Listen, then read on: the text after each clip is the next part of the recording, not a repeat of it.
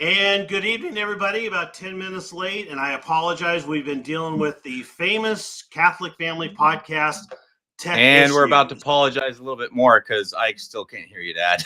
Oh, no. Oh, Yeah. boy. Okay, I don't know what's going on. For whatever reason, we got these expensive new speakers and microphones.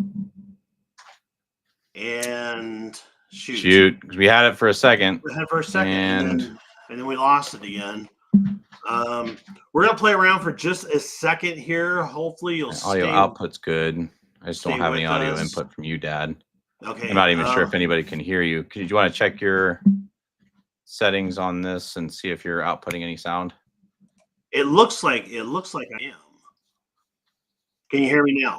Can you hear me? Check.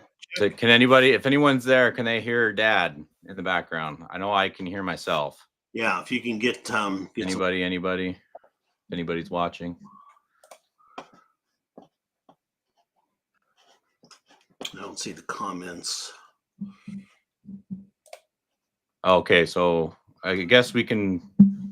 This is going to be probably on okay. I think that might be you hearing. Okay, so let's go ahead and get started here.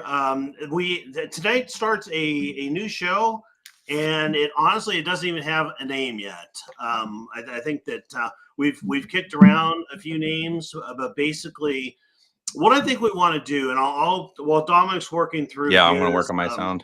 Yeah, working on his sound. I think what I want to do is kind of kick off a little bit of the concept behind what we're trying to do with this show on the Traditionalists. And I know Dominic and I talked about this some, and I think as traditionals, we have a tendency to like to get into our comfort zones when it comes to apologetics, when it comes to online, whether it's on X or Facebook's a little bit different. Facebook's a little bit more of a community. But I think when we're doing apologetics, we like to get in our comfort. We like to talk about sedevacantism. We like to talk about Vatican II. We like to talk about the thesis, whatever it is. And basically our style of going through and doing apologetics is to kind of fish and find people who want to talk about the same things, the things that we're really good at. And then we lure them in and we talk to them for a while, and then we tend to lose them. They go off the hook, and then we look for somebody else. And so really, I think what we're looking for in this show is to do the exact flip opposite of that. And that is to do a show where we kind of get out of our comfort zones, talk about things that are a little bit, I don't know about, I would say fringe, but certainly current and topical, and maybe sometimes unpleasant or whatever, and ones that we may not even have answers for. And honestly, a little bit clickbaity too. Like that. Right. I mean, you're following current events. Yeah. Right. Yeah, exactly. And trying to draw people in, and I don't want to call it necessarily Joe Rogan-esque, but I think that we want to have an honest intellectual pursuit, but as opposed to Joe Rogan, who is, I like Joe Rogan. He's I think he's intellectually honest, and he asks good questions, a good interviewer. He's not a man of faith. He's not a Catholic. And I think what we want to do here is address these same kind of topics, and kind of open-ended and asking questions and whatnot, but from a Catholic perspective. So that's kind of my little bit of an introduction. Dominic, if you want to, talk about how you see this show, and then we'll get started on tonight's topic. Yeah, absolutely. I think this is kind of my first introduction into the CFP world, or Catholic Family Podcast world, that I've kind of been on the sidelines for most of its origin, and I'd like to start getting a little bit more involved. And I think my take it with a healthy dose of salt, like full on, like teaspoons, tablespoons worth of salt, is that I am a little bit more on the conspiracy side of things, maybe a little bit more black hat than say Kevin or my dad, but I'd like to kind of bring that slightly adversarial viewpoints on certain things and be a little bit of a voice of dissension at times. But I think my MO is kind of as the the crazy uncle that's at your Thanksgiving party saying, they're turning the frogs gay, that sort of deal. It's like not want to necessarily be Alex Jones, but I think that there's a certain amount of interesting stuff out there that is not mainstream, but it's becoming mainstream. That is just interesting talking points. I think have a lot of merit to our everyday living, and what we're going to see through to the end of 2028 or 2025. So I think my take on things are going to be a little bit extreme, and I will throw this out there. Fact check the heck out of me, because I will just throw stuff out sometimes, and not necessarily speaking off the back of my brain, which as like a blue collar worker, I'm not necessarily the most intellectual. I will be straight up honest with everybody, but for the sake of conversation, it's kind of nice to have the crazy uncle in the room sometimes. So and that's kind of me. Yeah, and I don't know how much I'll actually temper that, because I tend to a little bit the same way. I think if we really get serious about something, Dominic, we're going to have Eric Kostovich on. Right, He is totally the voice of reason. And by the way, I got to say real quickly, I'll probably be dressing normally a little bit better than this, but Broncos tonight, they are heading to the playoffs for the first time in 8 years. Probably going to get beat up on this weekend, but we're going to enjoy the playoffs while they last. So enjoy the beatdown. Enjoy the beatdown. That's right. So, okay. So tonight what we wanted to talk about, and I think what we want to do is we've got some really interesting topics here. Some really interesting rabbit holes and side discussions that are going to kick off, I think, with this whole thing. And basically it's Donald Trump and his first day in office on January 20th. What is he going to do? What is he not going to do? What's he going to hold fire on? What's he not going to do at all? And I think Dominic and I both have some fairly strong opinions on in terms of where I think he could go. So I wanted to start things with the whole dictator side of the conversation with Donald Trump. That I know that he put out, and we're going to show in just a minute, an interview he did with Sean Hannity during the campaign, where he said he was going to be a dictator on day one. Of course, your Democrats came out and say he's going to be a dictator from day one. And but I think that he actually he walks it back. He makes it very qualified. He's only in two small regards is he going to be a dictator. But I think he was also kind of laying a little groundwork. So here's Donald Trump back during the campaign with Sean Hannity. Under no circumstances, you are promising America tonight you would never abuse power as retribution against anybody. Except for day one. Except Look, what? He's going crazy. Except for day one. Meaning? I want to close the border, and I want to drill. That's not retribution. I'm going to be. He keeps. We love this guy. He says, "You're not going to be a dictator, are you?" I said, "No. Other than day one, we're closing the border, and we're drilling. After that, I'm not a dictator." Yeah, I love I actually really liked Sean Hannity's quip there of, are you going to be a dictator or a retribution? So you use retribution twice. As I really think that Trump on the national scale is going to come across as a bit of a dictator.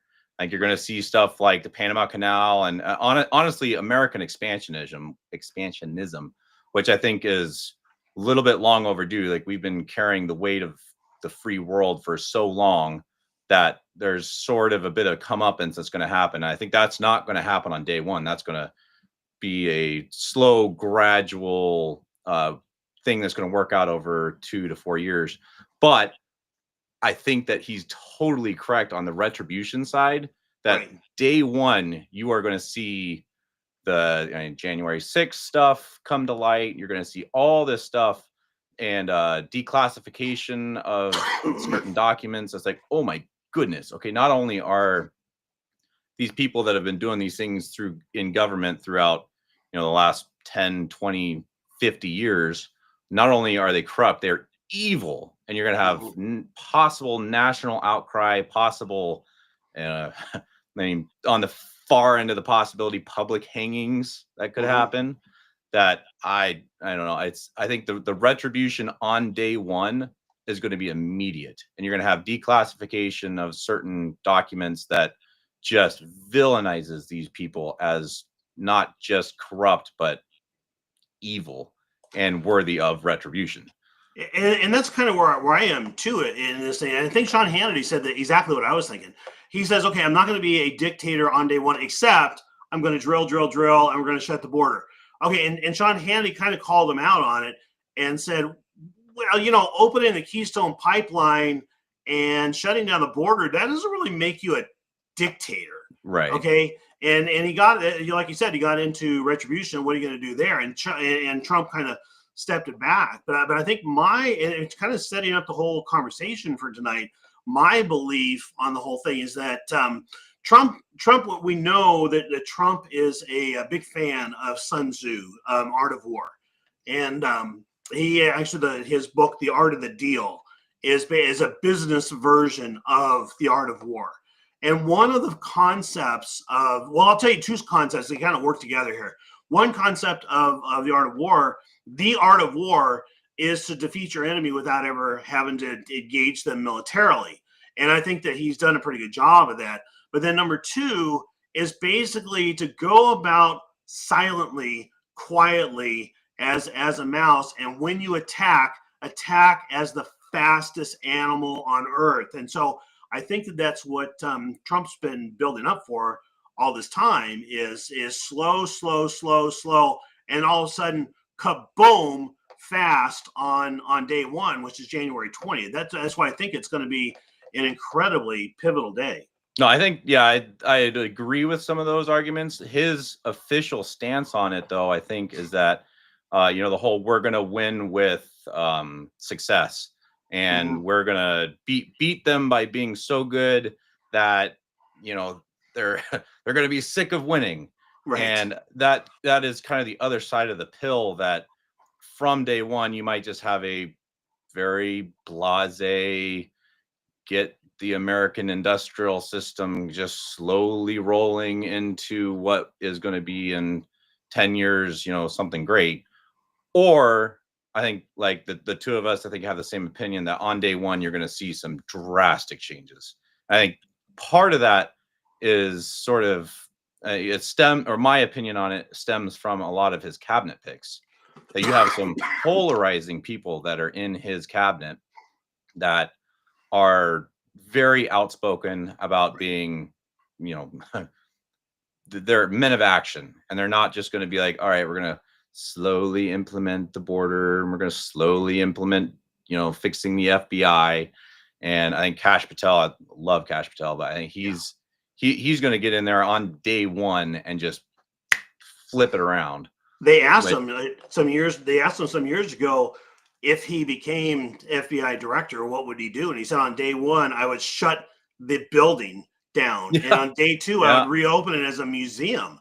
I mean, so that's how serious he is about downsizing the FBI and doing it quickly. I think you're going to see a fairly amount of government businesses or government offices go elsewhere. I think that's something that I don't remember who was talking about that basically they're going to take DC and drain it structurally. So they're actually going to move the Department of Homeland Services to North Dakota or whatever. They're going to move the FBI to Austin, Texas. I think you might actually have some physical movement outside of Washington that is going to kind of shake up that monster of cesspool physically by location. Right. Like, I mean, I'm sure everybody that's going to be listening to this can kind of sympathize. If you're in a funk and your life isn't just quite right, or your bedroom's a mess, and what's the best way to kind of get you out of that rut? Well, you rearrange your bedroom, you move houses, you change your location, and that just immediately gives the rut a physical place that you're out of that rut. So I think you're gonna see that, not necessarily day one, but I think that you will see that in the next year. That 2025 will see DC have an awful lot of empty office buildings. Oh, absolutely, yeah. And then they've already talked about. I think it's the EPA that they want to move out of Washington D.C. Yeah. So yeah, I think you're going to see a lot of that. So what I wanted to do here is let's start kind of 30,000 foot level. I want to start with, and because the fun part of this discussion, I think, Dominic, for you and me both, is going to be when we start to get into speculation and we start going to go into rabbit holes. And we talk about Bitcoin, and there's a lot of different places that we can go with this discussion. But I think it starts fairly simply. And I'm going to show this. This is a list that comes from a liberal rag called Axios. It's a list of, I think they went through 122 Trump stump speeches and pulled out these different promises. And I think 33, like settle the Russia Ukraine war, and 33 means he mentioned it 33 different times. So when you go through, and I think probably with Axios, they're hoping that they can, hang him on not doing some of these things. But anyways, I want to kind of go through this list real quickly to say these are the things that Trump has promised to do, and I kind of suspect he's going to do them all. I don't think there's too much of a worry there. So he's going to settle the Russia-Ukraine war. He's going to close the border. This is an interest. Close the border. Tom Homan, and I should have pulled the Tom Homan clip or two to play. This guy is so cool. He is just an old time. I mean, he clear speaking, and he's got a job to do, and he's going to do it. But apparently, he went to Donald Trump and said, "Okay, can you give? I can probably have the border completely closed within 120 days." And Trump shot back to him, and he said, "You got 90." And so that's really kind of the thing that Trump is serious and really wanted to get on this. But he's going to close the border. Cut federal funding for schools that teach CRT or who have a vaccine mandate, which is good stuff. He's going to begin the largest deportation operation ever. That's actually already kind of beginning. In electrical vehicle mandate, increased tracking. Yeah, say sorry, California. That's not going to ride. Yeah, literally. Exactly. Yeah, and after today, California is kind of losing some political clout. Yeah. I think ending inflation and making life more affordable. Of course, drilling for oil is going to do that. Terminate open border policies from Biden, in Bidenomics and the Green New Deal, in birthright citizenship, and it kind of goes from there. He's going to ban trans women from competing in women's sports, and appoint a task force to review cases of January 6th prisoners. He's going to pardon January 6th prisoners. And so you go through it and you kind of see these are the things that he has promised to do. But what I would probably say is that if he sticks to just that list and that's all he does, I think it's going to be kind of an underwhelming day one. I don't know what you think there, Dominic. Yeah, I mean, historically, if he does everything, signs with the pen, all executive orders of just that list, then he could be considered the greatest president of all time. But yeah. I don't think it doesn't stop there. That's like the art of the deal, that you don't tell your enemy your full plan. Right. Like you're not going to reveal everything that you're going to do. And I think a couple things have come out in the last little bit. I'm thinking mostly like the American expansionism theory, right, that you're going to become the world power again, and that's going to allow you to do certain things that you weren't able to do, over the last 4 years with a total inept, terrible government. Right. And that's where the actual impact on our future generations is going to come from. It's going to be the results of that giving us the ability to do, the next layer of Trump's agenda, right, or not necessarily Trump's agenda, but the MAGA Make America Great Again agenda. Right. Well, and I think what I want to do here is I've got one more clip to play. This, and we're not going to play the whole thing. It's a 5-minute clip, but it's a recent press conference, and he's talking about Canada and Greenland, and you can see here that his tone is, I think, stronger and kind of sharper and tougher than you've seen from Trump in the past. And I wanted to just watch this and kind of keep an eye not only what he says, but also on his tone. And we'll just cut it after a minute or two. If we were to work under the assumption that you're serious about making Canada 51st state of the United States, the leader of the Conservative Party in Canada said, under no circumstance will it ever be the 51st state. Maybe he won't win, but maybe he will. I don't care. You had suggested. Listen, I don't care what he says. But Sir, real fast, you said you were considering military force to acquire Panama and Greenland. Are you also considering military force to annex and acquire Canada? No, economic force, because Canada and the United States, that would really be something. You get rid of that artificially drawn line, and you take a look at what that looks like, and it would also be much better for national security. Don't forget, we basically protect Canada. But here's the problem with Canada. So many friends up there. I love the Canadian people. They're great. But we're spending hundreds of billions a year to protect it. We're spending hundreds of billions a year to take care of Canada. We lose in trade deficits. We're losing massive. We don't need their cars. You know, they make 20% of our cars. We don't need that. I'd rather make them in Detroit. We don't need the cars. We don't need their lumber. We have massive fields of lumber. We don't need their lumber. We have to unrestrict them because stupid people put, restrictions on, but I can do that with an executive order. We don't need anything they have. We don't need their dairy products. We have more than they have. We don't need anything. So why are we losing $200 billion a year and more to protect Canada? And I said that to, as I called him, Governor Trudeau. I said, listen, what would happen if we didn't subsidize you, if we didn't, because we give them a lot of money. We help them. As an example, we're buying icebreakers, and Canada wants to join us in the buying of icebreakers. I said, we don't really want to have a partner in the buying of icebreakers. We don't need a partner.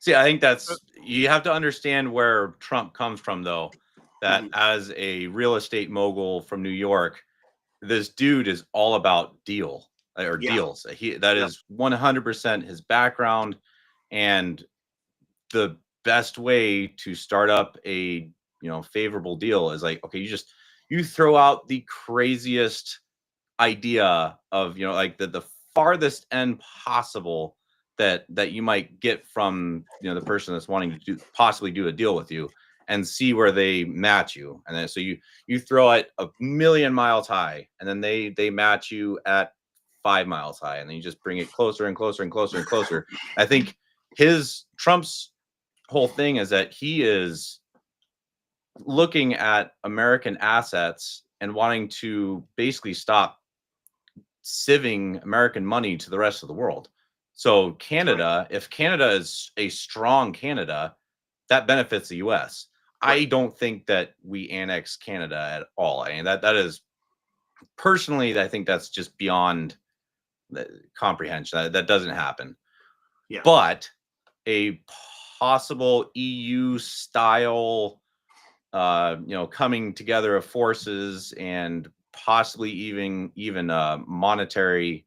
You go to a euro-like dollar, so that the Canadian, I don't even know what you'd call that, the Canadian American dollar, then that bolsters both of us, and on a military level makes us stronger and makes Canada less dependent on us.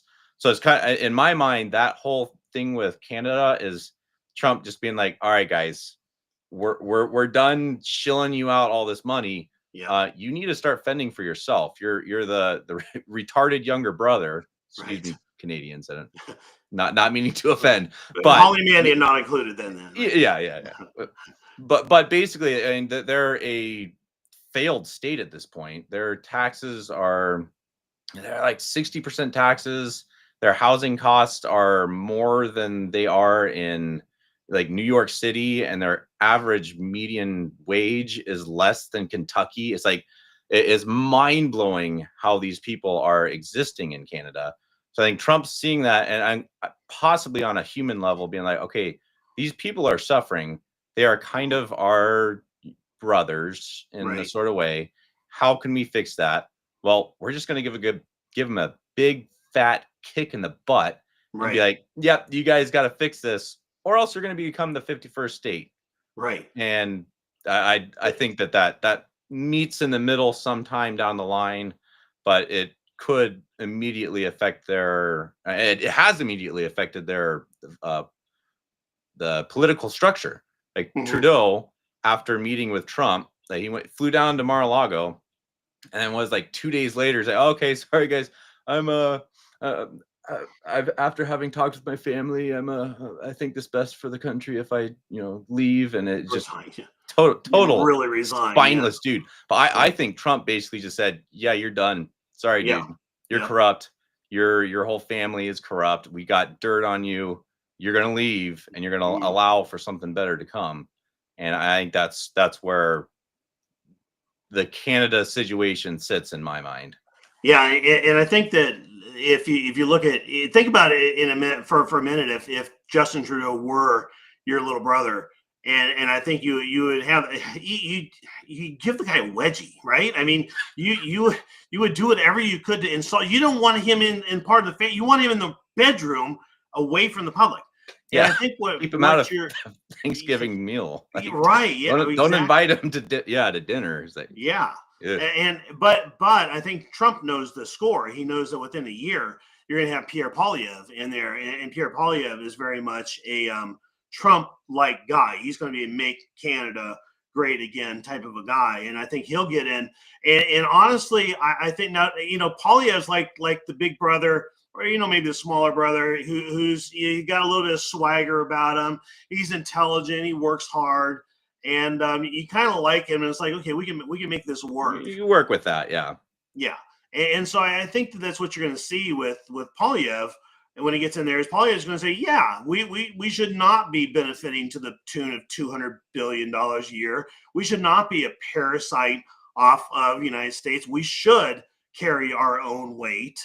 And I think what you're going to see him do is go more, kind of I don't know about Javier Milei in Argentina. But I think you're going to see him drastically cut government and, hopefully get some new energy in and just get away from the gross socialism that they've got up in Canada. So, I think they've got parties coming up there.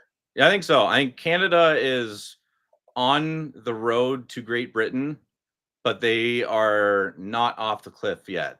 Right. So you look at a lot of what's happening over in London, and the crazy, I wouldn't even say socialism, communism over there, where they are arresting grandmas for posting things on Facebook that might hurt people's feelings.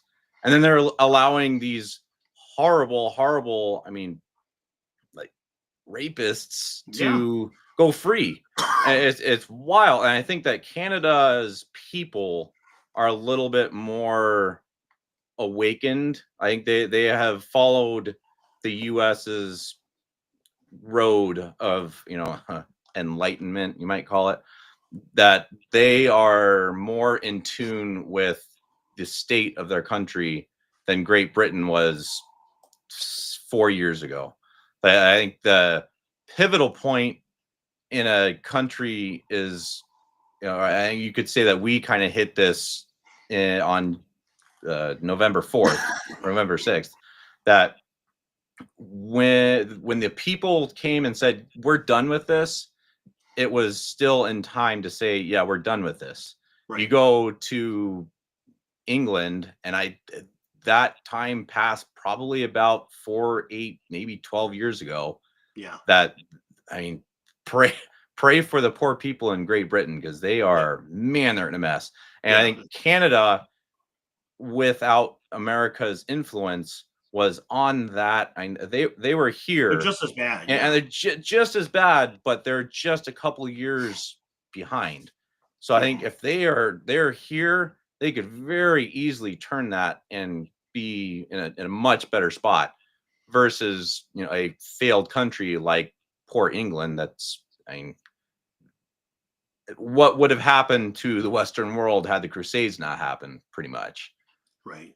Yeah. The British are yeah, they're basically living 1984 more or less. I mean, in real time, and Canada, I think, does have. I mean, you look at the popularity of Trudeau, and he is literally. I mean, he's like baling wire and gum and you know, baling twine, just keeping things together to keep his coalition, to keep his government together.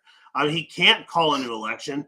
I did hear, and again, I know Canadian elections are their whole parliamentary system's a little screwy, but I had heard that there was supposed to have been a vote of no confidence coming up this coming week for Trudeau, and that's why he resigned. Of course, he resigned, but he didn't really resign. Yeah, I think that was supposed to happen, but then they dismantled the parliament, or they sent them all home.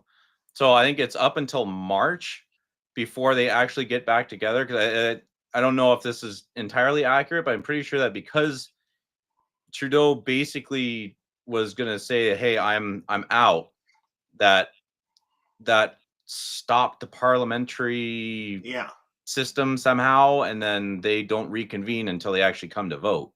Right. So I'm not. Don't take my word on that. That's kind of talking out my I think nose. he bought himself some time is what he did. So yeah, but okay. Well, I'll tell you what. Let me move on to another topic. We got a lot of topics to cover, and in terms of what Trump can do on the first day, and I think we can probably assume. Excuse me. When it comes to annexing Canada and Greenland, that one's probably a no.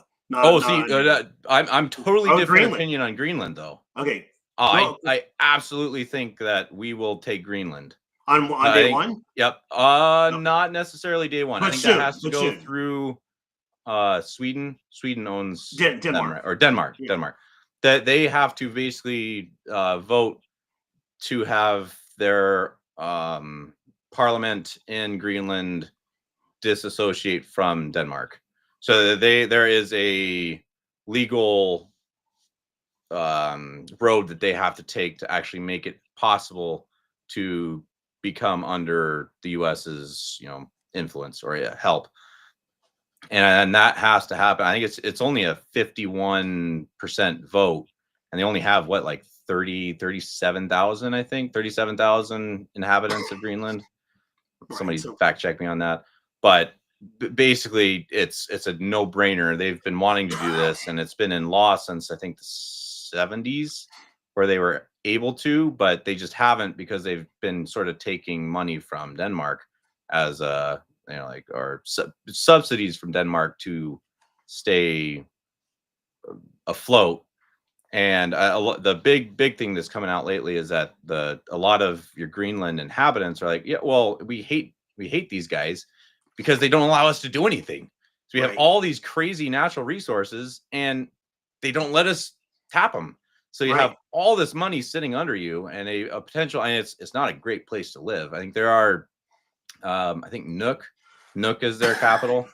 That it's supposedly a pretty nice place, but any pictures, videos you ever see of Greenland is just white, kind of wasteland almost. I can tell a story real quick, but way back in my early working days at a college, I worked with somebody who had been to Greenland, who had done some work in Greenland, and they said that the inhabitants, when you left and you got ready to get on the plane, they would give you what they call the friendship rock, and so they give you a rock to take back home. And somebody asked them, so why do you give out friendship rocks? And they said, we hope that if we give enough of these away, the island will cease to exist. So yeah. So they don't really love their country, and it is kind of a waste. It's kind of a wasteland. Yeah, but that's one of the greatest historical gaslighting in all history is the naming of Iceland, and Greenland. I mean, how brilliant was that? Yeah. Oh my goodness. Yeah. So, I don't know. I personally do think that that's going to happen in the next probably year. I think that is a 2025 thing on my list of what's going to happen this year.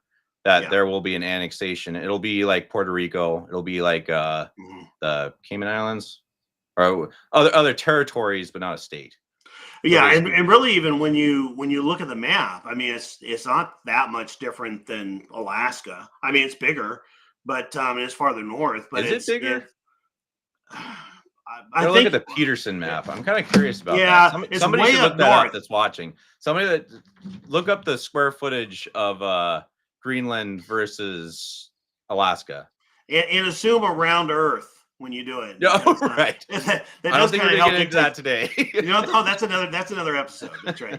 So, all right. So I'm going to move on here to another topic, which is fluoride in the water. Let's talk about RFK and where we think Trump will go on day one. There's two things that RFK Jr. has asked Trump to do on day one. One is less bold, one is more bold. The less bold is to, excuse me, go to your city governments or city water suppliers and require them to take fluoride out of the water. Number two, and this would be a earth moving event, but the other one is they want to make advertising for big pharma on television illegal, like it is in most countries. I think there's only 2 countries on earth where it's legal. And those are both incredibly fascinating discussions. And Dominic, I'll let you start out with the fluoride one. So I can kind of speak a little bit from experience because I've worked in a lot of water treatment in the last 3 or 4 years.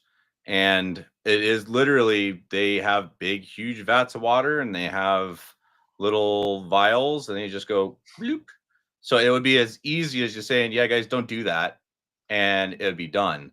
But I think that I would imagine that that's going to come down to a state level issue or even a like county level issue, that you have a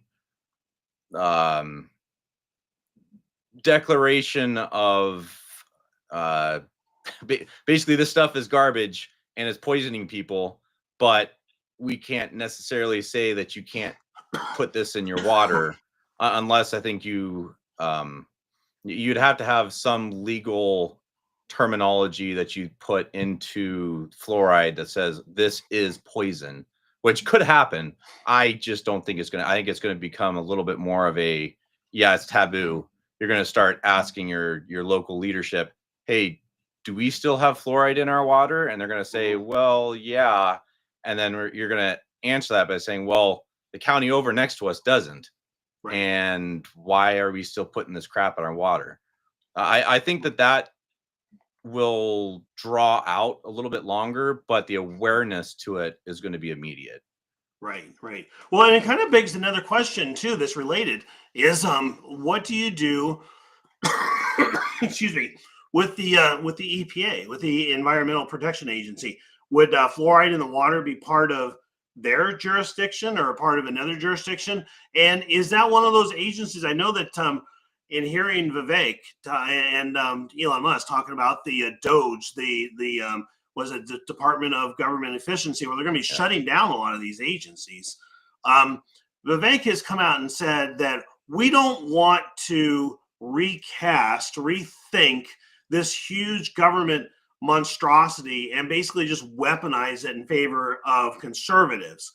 We want to just get rid of it and start over completely. And I think that the EPA, they've already talked, I think Trump's already said that they are physically going to be moving out of Washington, D.C., to your point a little bit earlier, Dominic. But in addition to that, I mean, you got to ask the question, is there going to be a need for an EPA? And what are they going to do? Are they going to keep some shell responsibilities, or are they just going to completely go away? I don't know. I think that's one of those ones that's going to stick around. Like you're going to have the school Department of what's Education. That called? Education. Department of Education is going to go away 6 months and it's gone. Yeah. Right. I think you're going to have certain ones that will fizzle, but it's going to take time. Like the EPA, that you're going to have them move out of Washington, D.C., pare down to a tenth of what they were. and then you're going to have all these regulations that are cut down, and just the general usage of the EPA is not going to be that much, or their influence is not going to be much. And then over a period of, God willing, 8 to 10 years, they just cease to exist. Right. But I don't think that they actually completely shut them down. Yeah, there is a need for clean water, clean air, things like that. So there is. There has to be some, and that's kind of your typical. Oh goodness, brain fart. What's Democrat, Republican? What's the third? 3%er. Libertarians. Your typical libertarian is like no regulations, no anything, no government, kind of almost lobbying for anarchy. Right. And I really think that that's a kind of dumb idea. Mm-hmm. And you're fine. There's a fine line, or basically a meeting point of, we are so corrupt and so bad right now with all the regulations that this is nothing. This is what we are. We're going to end up probably around here somewhere, in the best case scenario, that you still have your regulations, you still have clean drinking water, you have cities not dumping their sewage directly into the rivers like they do over in India. I think that there is a certain amount of regulation that does need to happen for a functioning society, but not at the level of what we have right now by a long shot. Yeah, no, I would agree with you there. So let me excuse me, boy, got a cough tonight. Let me ask the question then about Big Pharma, because you've already seen Robert F. Kennedy Jr. starting to go after. I mean, he's starting to go after Big Pharma. He doesn't want to end vaccines. He doesn't want to end all drugs, anything like that. But I think he wants accountability in that industry, and he wants them to not be as profit oriented and just out of control profit oriented, making people sick for profit is basically. And he's the first one to come out and say it. And I think that what he's asked Donald Trump to do, and he like to do it on day one, is to make advertising on television illegal for Big Pharma. And to me, Trump's got to be looking at that and thinking, that's a 2-for-1, because the two industries he hates the most. Well, I don't know if he hates Big Pharma. I'm sure he probably does. But you would just get rid of mass media. There goes CNN. There goes Fox. There goes and all. I couldn't believe this. Or I don't remember what sporting event I was watching. I was watching something, and they had this. I tried finding it again. I couldn't. It was this spoof commercial of a drug, and it was like, the drug is, this is going to make you feel so much better, it's going to make you happy, and that was like 10 seconds worth of whatever. It didn't even say what it was for, and then it did like 2 minutes of, here are the side effects. It may include death, essentially, in for like 3 minutes. And I think that sort of advertising is going to go a lot further than, I think the getting rid of all advertising for Big Pharma, I think, is good. I think that's a net positive, but I think you have to replace it with something. So I think hopefully RFK's take on a lot of this stuff is that you're getting rid of something, but you're replacing it with something that's better. So your natural health alternatives are going to become way more mainstream, and you could potentially even see advertisements for turmeric powder saved my scoliosis, or whatever your medical issues might be, that you have public awareness that's brought about by not just completely getting rid of this entire system, but by supplementing it with something else. Right. And we have an FDA. We have an FDA today that is basically part and parcel. They're hand in glove with Big Pharma. And part of that means that they are incredibly hostile to naturopathics and homeopathics and basically health type foods, and so they make it really, really tough to get things like turmeric out into the mainstream. And instead, they put out the the stuff that they make and they make money off of, and all the drug culture. Well, And it takes people like I don't remember during COVID, I think it was Whole Foods. Whole Foods was good. They got rid of their homeopathics, at least out here, and it was a kind of a big stink. It's like, wait, what? They just completely nixed this. I say what you will about homeopathics. I have been I have firsthand experience of that they work, and I don't understand the science behind them. You might say it's kooky. You might say it's witch magic, but it works. And then you have these big organizations coming out and saying, "Well, yeah, no, it's not making us money, so get it off the shelf." It's actually curing people instead of helping symptoms or just masking symptoms. Yeah, get rid of it. It's not worth our time and money, because it's literally not worth their money. So I think that's a big part of this whole scenario, that or the whole "Make America Healthy Again" kind of mantra, is that you are looking into a really sickly, kind of overweight, obese, brain foggy population, and wondering why is America so far down the list in the entire world of our education system? Why are Americans dumb? That's a fantastic question to ask. It's like, well, a lot of that goes back to health, and a lot of that I think is fixable with the right exposure. So you start taking out this crap that RFK is talking about, the tetrazine and the coal byproducts that we're eating that are literally used to be pavement fillers. Like, it belongs on the road, not in your body. And I think you're going to start seeing a lot of this stuff that is taken out by not just public opinion, but by law through RFK's, his agenda. And you're also going to see just the general public opinion change. I think that right there is a bigger deal than advertising on a 30-second Super Bowl commercial. It's a bigger deal to make things unwelcome than it is to ban them. I know there's that decent argument with abortion that you don't necessarily illegalize abortion, you just make it unthinkable. I think that same sort of thing applies to the health industry, that you don't necessarily make it illegal, you just make it unthinkable to be drinking canola oil.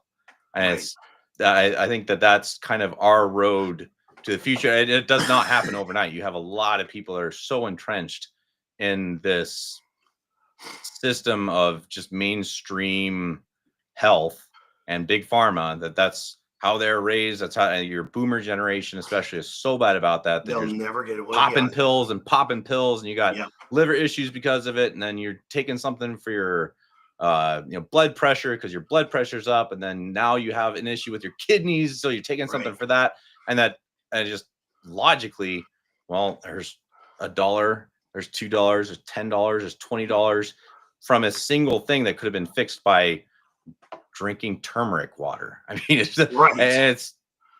I really think that Gen Z and the millennials, maybe to an extent, hopefully to an extent, I'm a millennial, that paradigm shift will happen, and it's just going to become the new norm to be, I'm healthy, I'm going to work out, I'm going to eat decent food. And for a lot of America, I think that's financially based, that if you are poor, you're going to eat the corn dogs. If you're poor, you're going to eat the bagel bites. And that's how I was there. I've been there. The Totino's pizzas. I'm guilty as anybody. But I think that if RFK implements his agenda, then you're going to see a lot more healthy options become just mainstream and prevalent and cheaper because they're mainstream.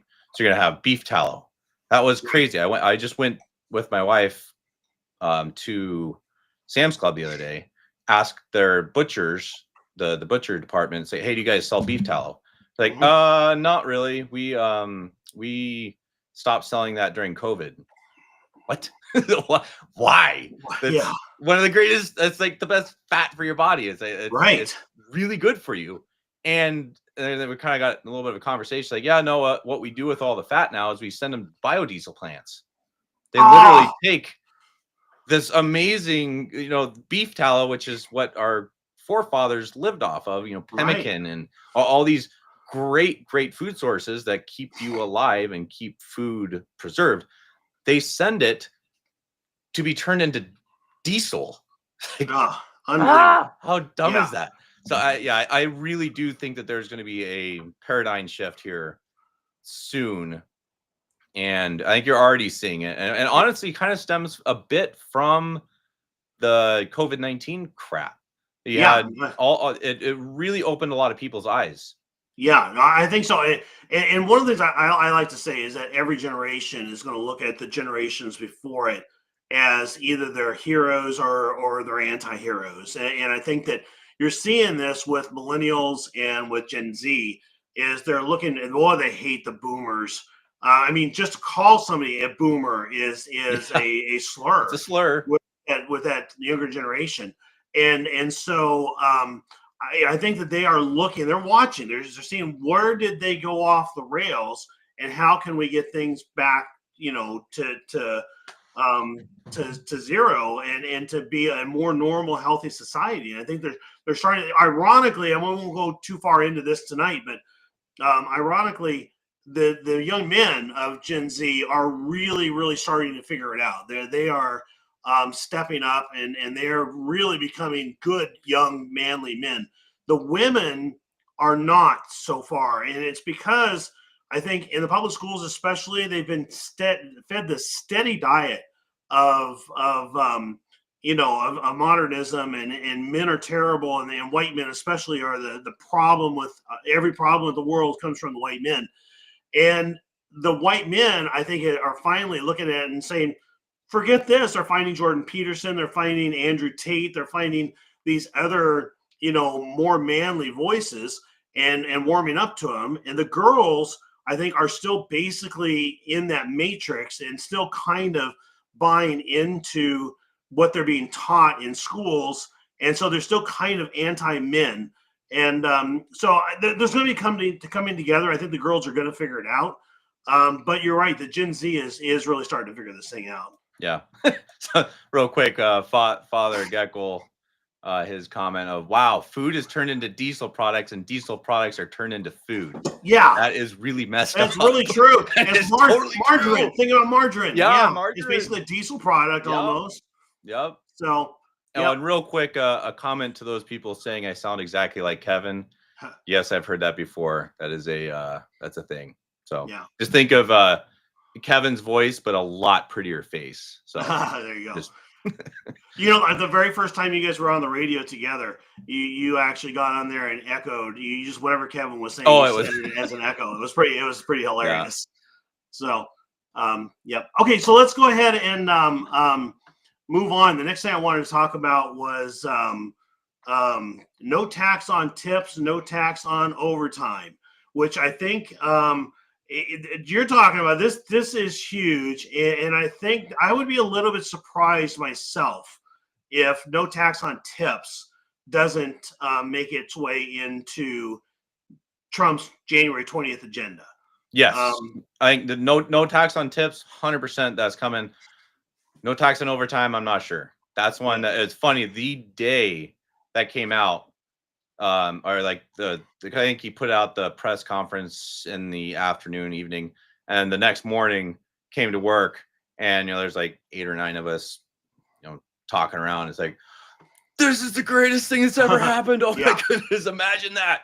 And that legitimately would change the lives of a lot of blue collar workers. I mean, that is a huge deal. Like there are some weeks I'll work 60 hours in a week and I'll bring home like $300 extra. Right. So it ends up getting taxed almost 60%. Right. which is wild. Because So you're what they're doing, and for anybody who's not aware of this, basically you get a 2-week paycheck, and it's let's say you work 30 hours of overtime, and so you got like close to a double check. The IRS is going to take that 2 weeks and extrapolate it out for the entire year, and assume that you're going to make the same amount every 2 weeks for the entire year, and they're going to tax you at that rate. And it's absolutely abominable. Yeah. Now, granted, if you're working in big spurts of overtime, you're going to probably get a refund back at the end of the year.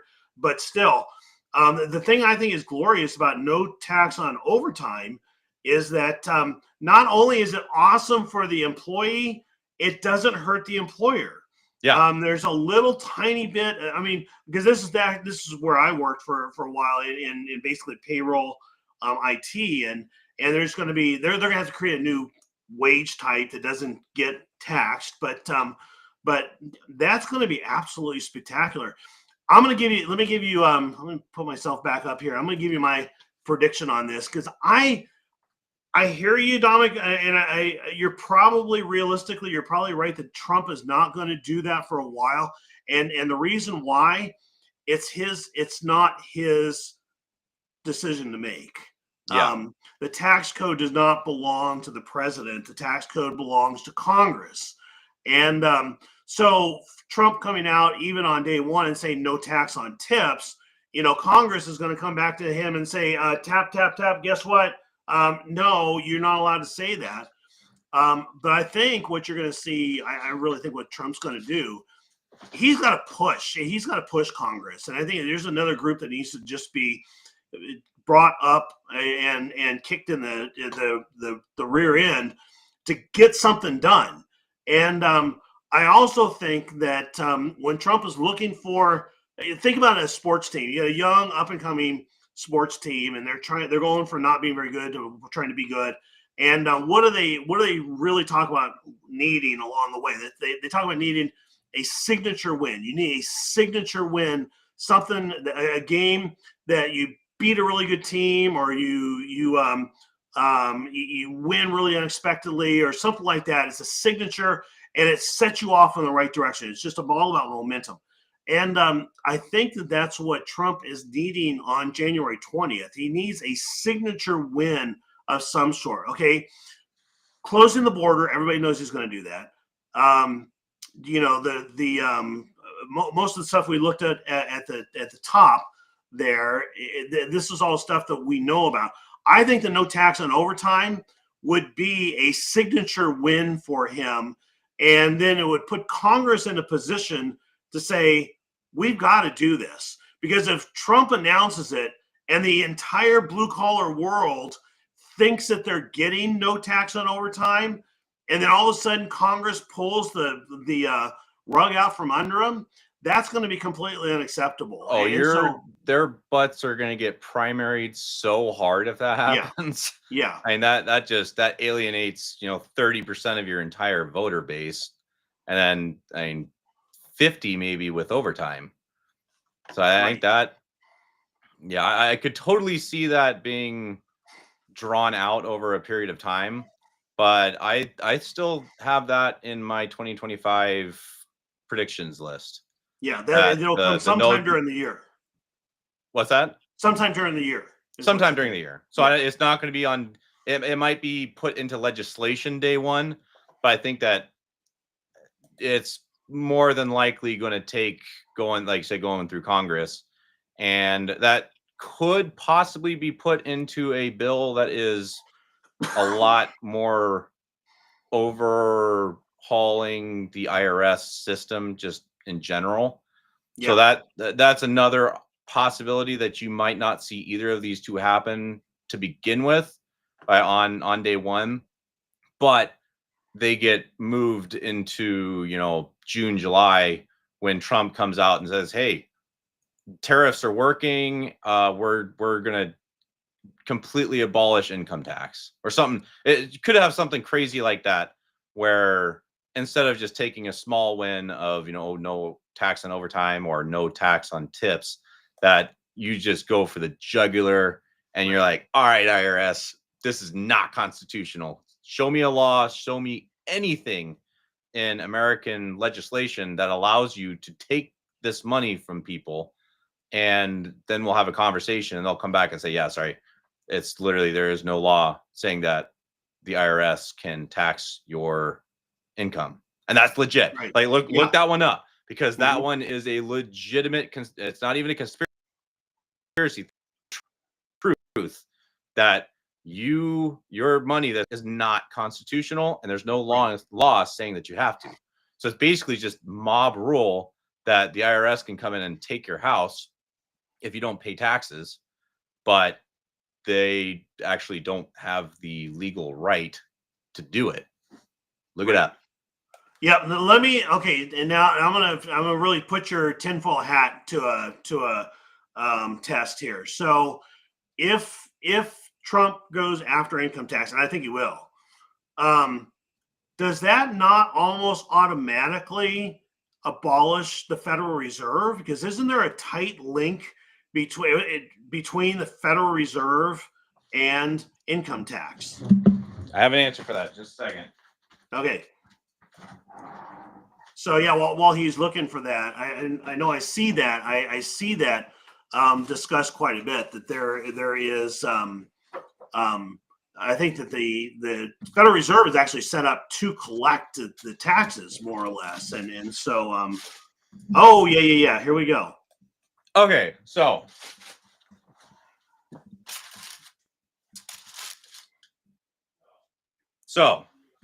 the Federal Reserve will cease to exist on January 20th, because the all real takeover of the system will come to light, and they'll be, wow, the Federal Reserve is the Israel state, and they've done all these terrible things. So why are we paying them all this interest? Right. And the Fed goes down, bank holiday, then you have a general reset and debt jubilee. That is like one of my biggest white hat conspiracy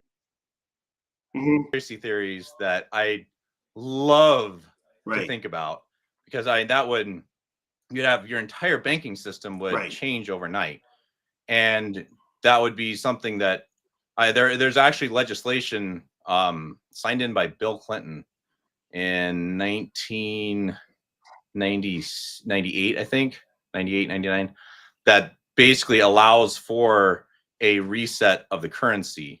And there are laws out there that allows the president to do this. So it'd be, I'm really far out there, but I think you could absolutely see that the whole monetary system changes and pretty much goes away.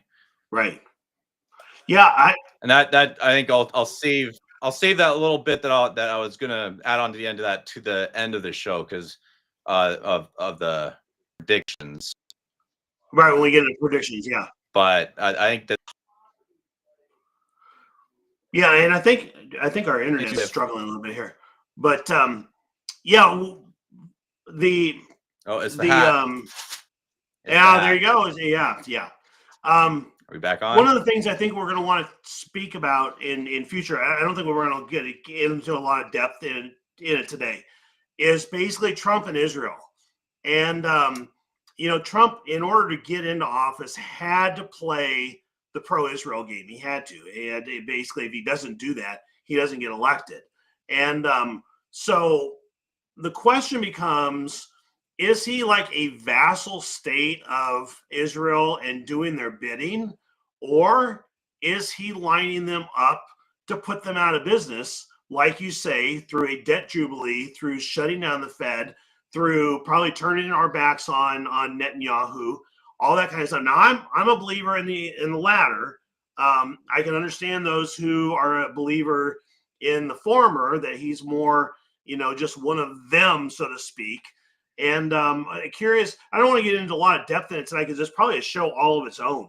But curious as your thoughts real quick. I honestly think that should be a show of its own, because I don't love taking the Nick Fuentes type approach on it. Mhm. But for the sake of argument, I think that Trump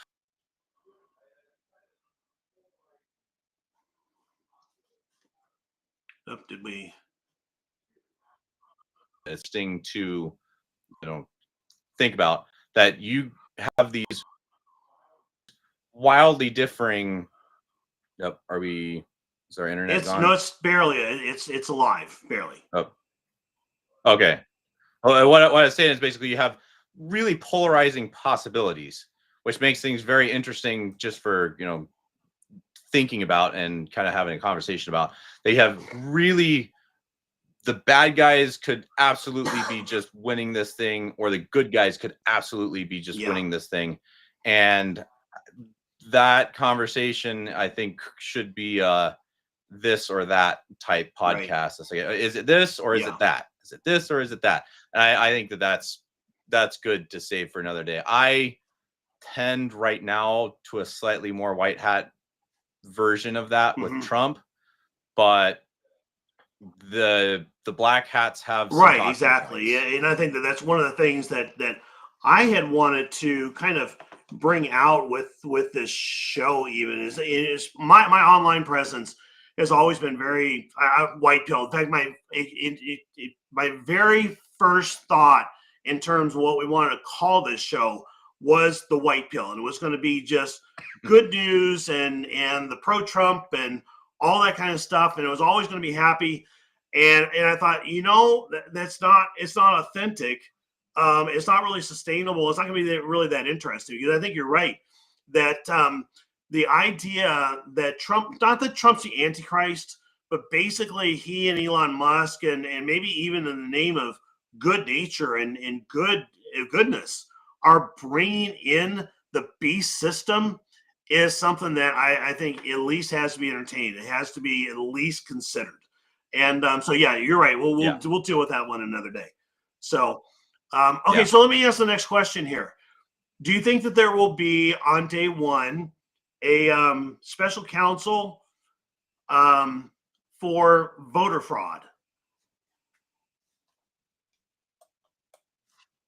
Yeah, I would tend towards yes, but I think that there's still a pretty big portion of the country that is so the whole January 6th thing has just turned them so far gone, like dissonance, that I don't know if that's necessarily going to happen day one. So I think you're going to see that if he does that day one, there will be immediate CNN headlines of, wow, Trump is trying to fix the fix, not actually fix, but fix the elections from here remain in power forever. Right. I think that goes quieter, but through a very heavy-handed legislative track that they so if I was going to guess, I think that actually happens in 2026, that early 2026 you're going to have the fruits of these investigations come to pass, and by midterms you're going to have actual reform being in place and possible federal election rules. Right. So I literally, where everybody comes, or all of the states have to abide by the same rules, and they are enforced by the federal government, which totally makes sense. But then there's a whole argument of, well, federal courts don't have any jurisdiction over local anything. And there's some merit to that, but when your local your local elections directly impact the entire rest of the United States, because you have so much fraud in Pennsylvania that you have 100,000 dead people voting. That's like, okay, that does actually affect all of us and should be a federal law. I think that's something that's going to have to make its way through Congress, going to have to make its way through the courts, and it's not going to be an immediate day one thing. Yeah, unfortunately, I think that I was surprised. So I was surprised that the shenanigans that have happened in the past elections, obviously they weren't enough to overthrow the election, but you had all of the no IDs, you had all of the late voting counts, you had the discovered ballots, you had all of the same problems that you've had every other election. And I think because to Father's point here, that I think because the Republicans won, they're like, we'll deal with it later. And in my mind, I mean, you've got a three representative balance or a majority, I think it is, in the House. I mean, it's ridiculously small.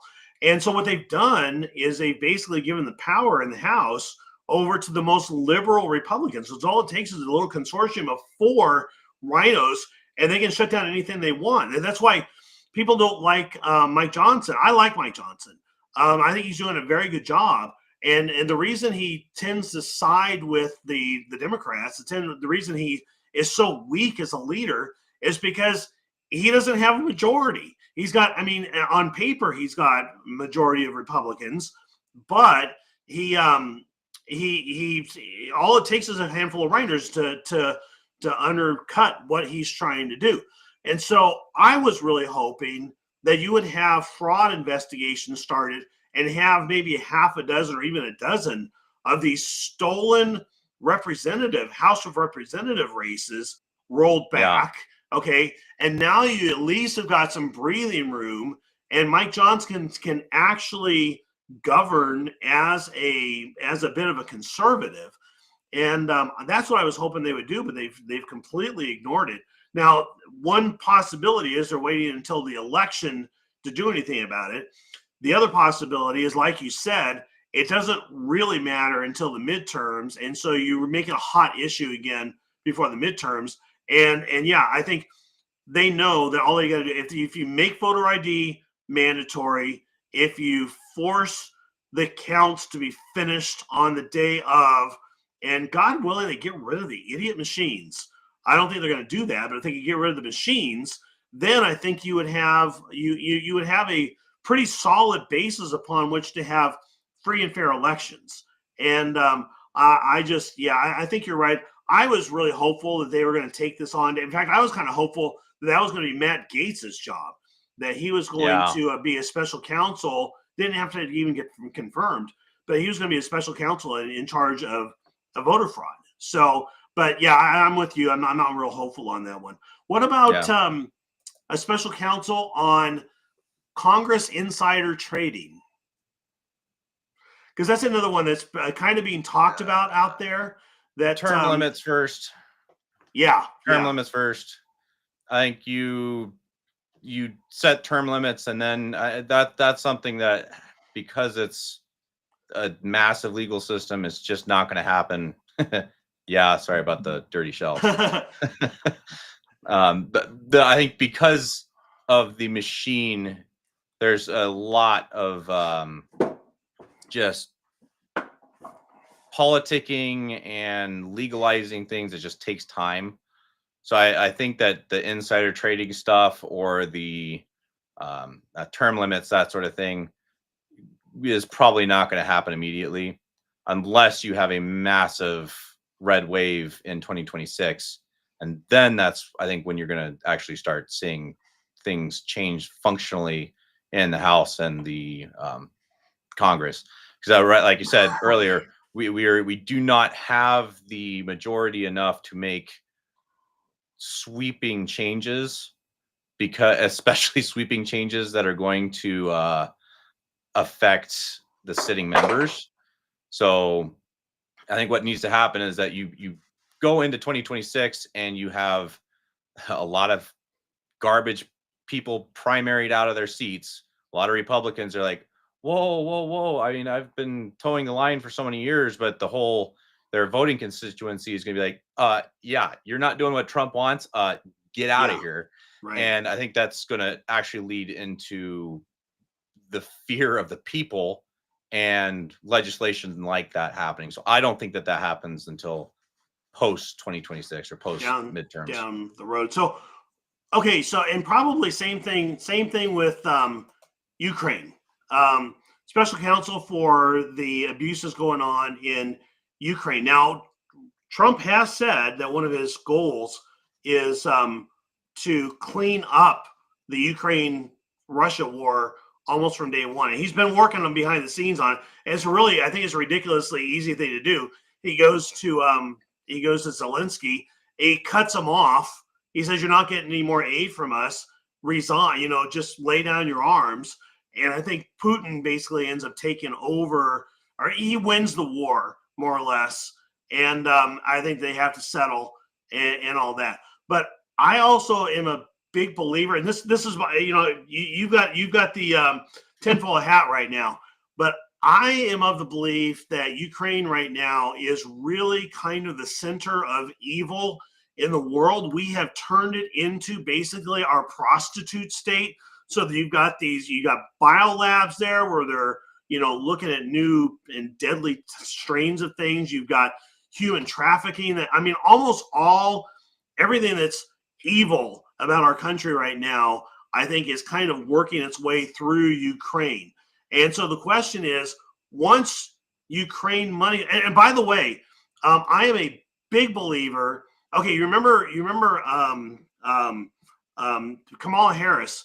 She gets the nomination, she gets it handed to her, and the next morning she says, "I made a few phone calls and I made $500 million in one night." I wonder where that came from. I'll tell you where it came from. It came from Ukraine. Yeah, that's exactly. Totally. Our tax dollars going to Ukraine. Zelensky then takes a cut for himself. Nothing goes to what it's supposed to, and then the rest of it comes back laundered back to our politicians, our Democrat Party, Act Blue, okay, and the Act Blue's got their way of doing things, and so that's where that all came back from. So that is kind of like the den of iniquity Ukraine is. See, I take a totally different stance on that. Okay.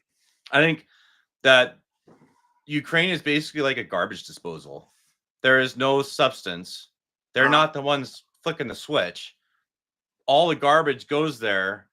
The powers that be that are not Ukraine flip the switch, launder the money, or basically do all this crap, and it is not actually centralized out of Ukraine whatsoever. Ukraine is a vassal state to the powers that be. They have basically no power in the world other than what people give them.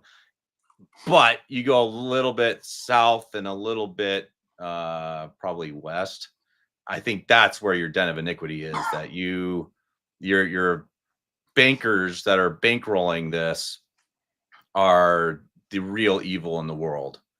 And Ukraine is just kind of like there's no substance. They are a failed state that has a bunch of very poor people living there, and it'd be the same as me throwing my lasagna down the sink and turning on the switch. It's not Ukraine that's putting the lasagna in the sink, and it's not Ukraine that's flipping the switch. It's me who's in charge of all the money, throwing it in and flipping the switch. I really don't think Zelensky's anything other than just a puppet actor. He's not even, he's not a moral dude. I don't think he's evil in the world. I think he's literally just playing a part. But I think you have other forces around the world that are a lot more nefarious, a lot more actually intent on ne'er-do-welling with everybody else. But Ukraine, in my opinion, is just it's a nothing. It's an arm of somebody else that they're not moving.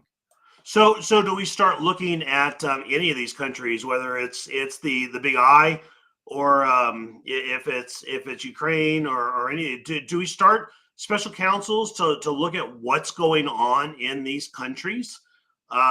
Doge. Or Doge? Oh, you think it's going to go? Okay, I honestly think that's going to go through Doge. Okay. So your whole kind of, as an American, your issue with a lot of the rest of the world is like, okay, we're paying a lot of our hard-earned money, a lot of what we're paying into IRS and honestly inflation more than taxing. That, okay, where's that money going? And that's a really pretty easy thing to figure out, but where it actually ends up is a lot harder. But I think that Doge is going to come in with Elon Musk and Vivek, and they're going to start basically auditing the world.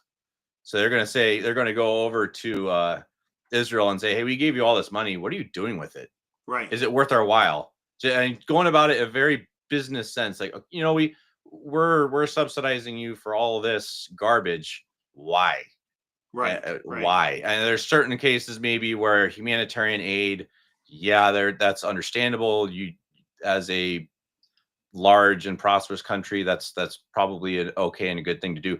But I would imagine that it's about 95% of all the money that goes out of overseas is being pocketed by people that should not be pocketing it. Absolutely. I think it's going to be Doge that actually turns that around.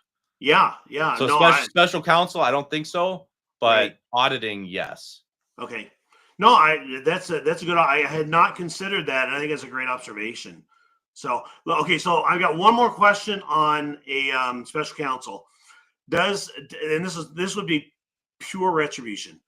Does Trump call a special counsel on the weaponization of the DOJ against him? The January 6th committee, Letitia James, Jack Smith, Fannie Willis, all this kind of stuff. And he does it starting with January 6th. Absolutely. Yeah. I think that is one of the, talking points from the bars you showed earlier, that's going to be a day one thing, that it's not just January 6th, the poor people that have been political prisoners for so long are going to get out and be, have maybe a little bit of retribution for that. But you're going to have the counter to that of, hey, let's actually investigate this. What happened? Why are these people in jail? Okay, then take that one step further of, is Trump actually a insurrectionist? Okay, let's put some special investigations in that. I think that's going to really, really snowball into this massive, Department of Justice is not just corrupt, they are a state of the arm, or they're arm of the state, that they basically don't have any legal standing to do what they've been doing for the last 4 years. And I think you will see prison time for Letitia James, for not James Wood, the other judge that's in. Bertrand. Bertrand. Yeah, totally. I totally see him getting disbarred and seeing prison time, because not only was it non-constitutional what they did, but it was illegal. Yeah. Well, this goes. Excuse me. This goes back to something that Trump actually wrote about in his book, that about revenge, and from a business standpoint, from a moral standpoint, he's a big believer that you have to take a certain amount of revenge when people come after you. Otherwise, you don't discourage them from doing it again. Well, that's kind of the basis of the death penalty question, or that controversy, that there's a lot of these people saying, that you shouldn't have death penalties. But I think the church would agree with me that there is such thing as a, good grief, it's getting late. Basically, making it really, really bad to do something and have consequences for it. So if you don't have consequences, if you're going to go steal $599 at a Walmart and you're not going to have any consequences, well, you're just going to keep doing it. If you purposely kill somebody and you don't have the ultimate consequence of, you're getting the death penalty, or you're, a child issue person, you probably should not be part of society, and you might suffer the consequences of your actions. And I think that that's part of Trump's retribution, that has to be, okay, not only is this not okay what you did, we have to kind of make an example out of why we can't do this in the future. Right. And I think this is it's actually going to be, to me, it's going to be one of the darkest moments of our country's history. And it's going to be, I think it's going to be more painful than Auschwitz. It's going to be more painful than almost anything Nuremberg, almost anything any country's gone through. When we finally realize what is going on with these missing children, and they talked through the campaign about 300,000 missing children, but I think that you've got this satanic cabal that has been out murdering children, and even worse than that. I mean, it's so bad we wouldn't even talk about it here. And I think that they're being discovered. It's through the Diddy stuff. It's through the Epstein stuff. Some people are saying that the Getty Museum in California burning is a part of this. Yeah. Magic Kingdom in Florida. You get a little tinfoil hattie, I suppose. But you've got this worldwide human trafficking network, and America is one of the main hubs of it. And I think I have to believe that when that comes to light and you start to see some of these people arrested, and I think that the lid's going to be blown off, a lot of these children are going to be saved, and I think that you're going to see an end to that actual scandal. God help us if this doesn't happen.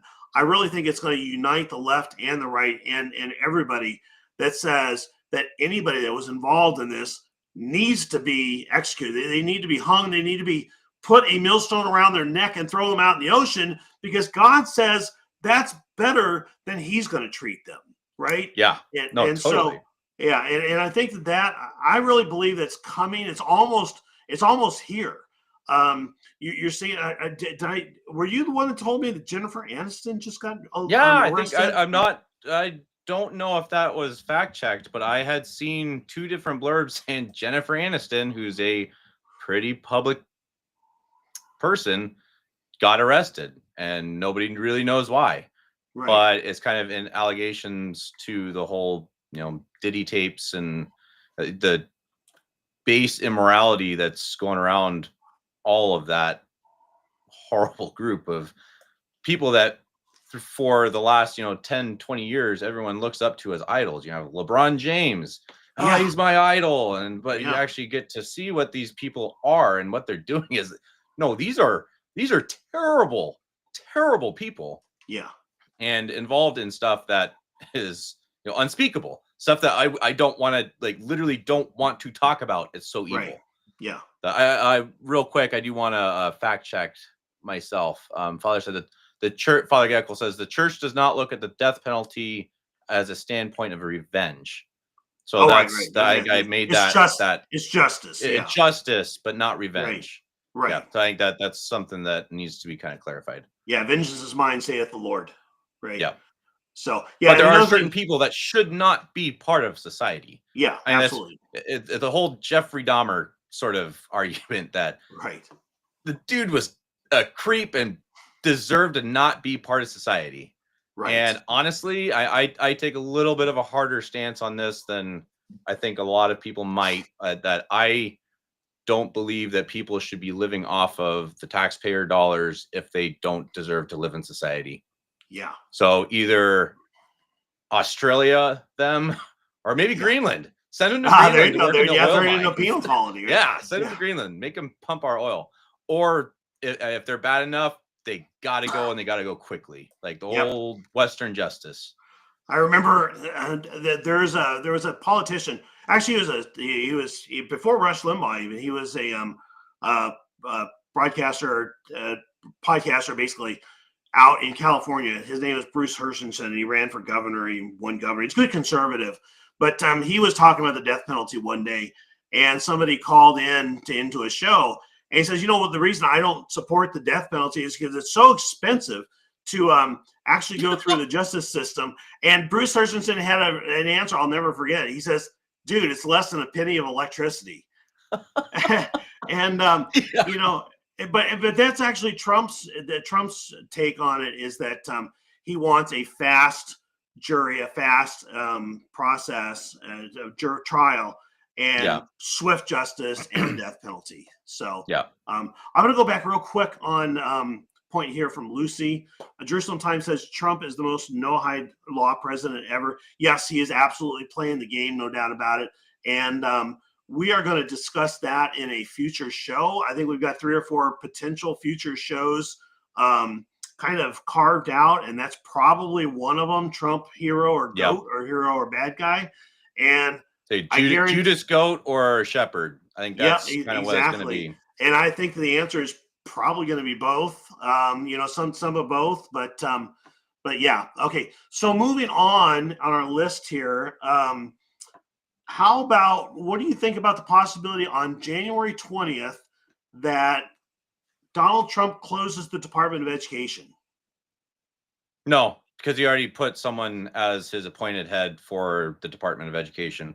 Okay, so he's going to wind it down. He's going to wind it down. Kristen, that one lady. So they'll wind it down. Was she the WWF? Is that Linda McMahon? I forget. There was somebody literally who was a WWF hero, but that I don't think it was her. She was an older lady, looked a little bit grandmotherly. But no, I think that's one that in name won't get shut down till 2026 or so. But from day one, it'll start kind of shedding its evil. Right. That may be one of those organizations that actually gets turned into something better. So the Department of Education might actually go to, best case scenario, like more of a classical training. Is going to be completely revamped, but I don't know if that's going to be on a federal level. So it could be basically Department of Education just steps down, a couple laws go into effect here and there that basically says, nope, this is going to the states. Kansas, you become the best schooling system in the state or in the whole world because you can do whatever the heck you want. So I think that's one that Trump has a little bit of history with, that you have a controversial subject and you just take it out of the hand of the federal government and push it down from there. And when there's something that Elon Musk said that I really liked, he was, we're thinking in brutal terms, in terms of the federal government being just shut down. I'm sure you've probably seen the video from Javier Milei down in Argentina, right when he took off, when he goes through with abuela. That was so good. Yeah. But Elon Musk, I think they kind of want to do that. They want to do some slashing and burning, but at the same time, Elon Musk said that one of his charges, one of the things he really wants to make sure to do, is to work with these federal employees who are going to be losing jobs and help to get their skill sets ready to go out to the private sector. And so you're not going to just, throw them to the wolves. You're not going to go tell them, just go learn to code, but they're going to actually hopefully have a little bit of sympathy and get them moved out. So I think it's have reintegration camps for the federal workers. Yeah. Maybe that's what they're going to use the FEMA camps for. Right, for training camps. There you go. Yeah. So re-education camps. Yeah, there you go. Yeah, that's what they would have done to us, if they had won. That's to re-educate us into wokeness, right? Their book. So okay, so I got one more just in terms of our minor predictions here, and that is Bitcoin and the Federal Reserve. Do you see anything being done on January 20th that would be in the direction of moving towards a Bitcoin blockchain type of a system? That's hold on, let me get my big boy hat. Hopefully the internet won't go down this time. That's one that's going to be another topic for another day for me, I think. Day one, no. Going from that, pending Zionism, maybe. But I think that my big kind of harp on the whole Bitcoin issue is that the Satoshi Nakamura, I think is his name. Right. Nobody knows who he is. I bet with about 95% certainty that it's either the CIA, the JEWSs Yeah. that Yeah. are basically going to rug pull the entire world, or basically say, "Yep, nope, we own everything," and yeah, we already own everything, so yep, stinks to be you, but it's now national currency in the U.S. The other side of that is that I think that there are some legitimate uses of crypto, and I think the one that you're going to start seeing a lot in the coming days is Ripple or XRP. XRP, I think XRP runs on the Ripple, their database essentially. That I think Bank of America already uses all in-bank transactions with this system. I just So read it's a legitimate usage, and it's pretty cheap. So this is not investing advice, but if you have a couple dollars, throwing it into XRP might not be a bad idea. But I think that you could, that was actually going to be one of my final closing predictions for 2025, was that Bitcoin is going to drop to 0 and XRP is going to go to 100,000. So you're going to have a reversal of this kind of built system that runs with Bitcoin and then Ethereum and then kind of a bunch of coins or crap coins. And only a few of them actually have real world usages. And one of them is XRP, and like Ethereum is, I think, in the same boat. They have basically platforms that other coins trade on the trading platform of Ethereum, essentially, or of Ripple.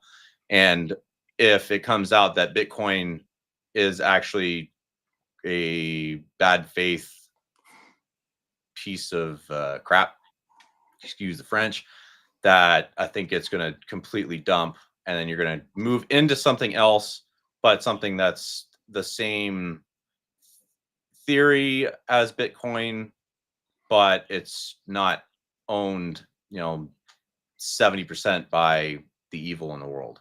And that's totally could be totally Satoshi Nakamura might just be some recluse living in Japan. Excuse me. But I think there's enough talking heads out there that are kind of whispering about some of this maybe being bad, that it's worth at least kind of throwing it out there as a conversation piece. Right.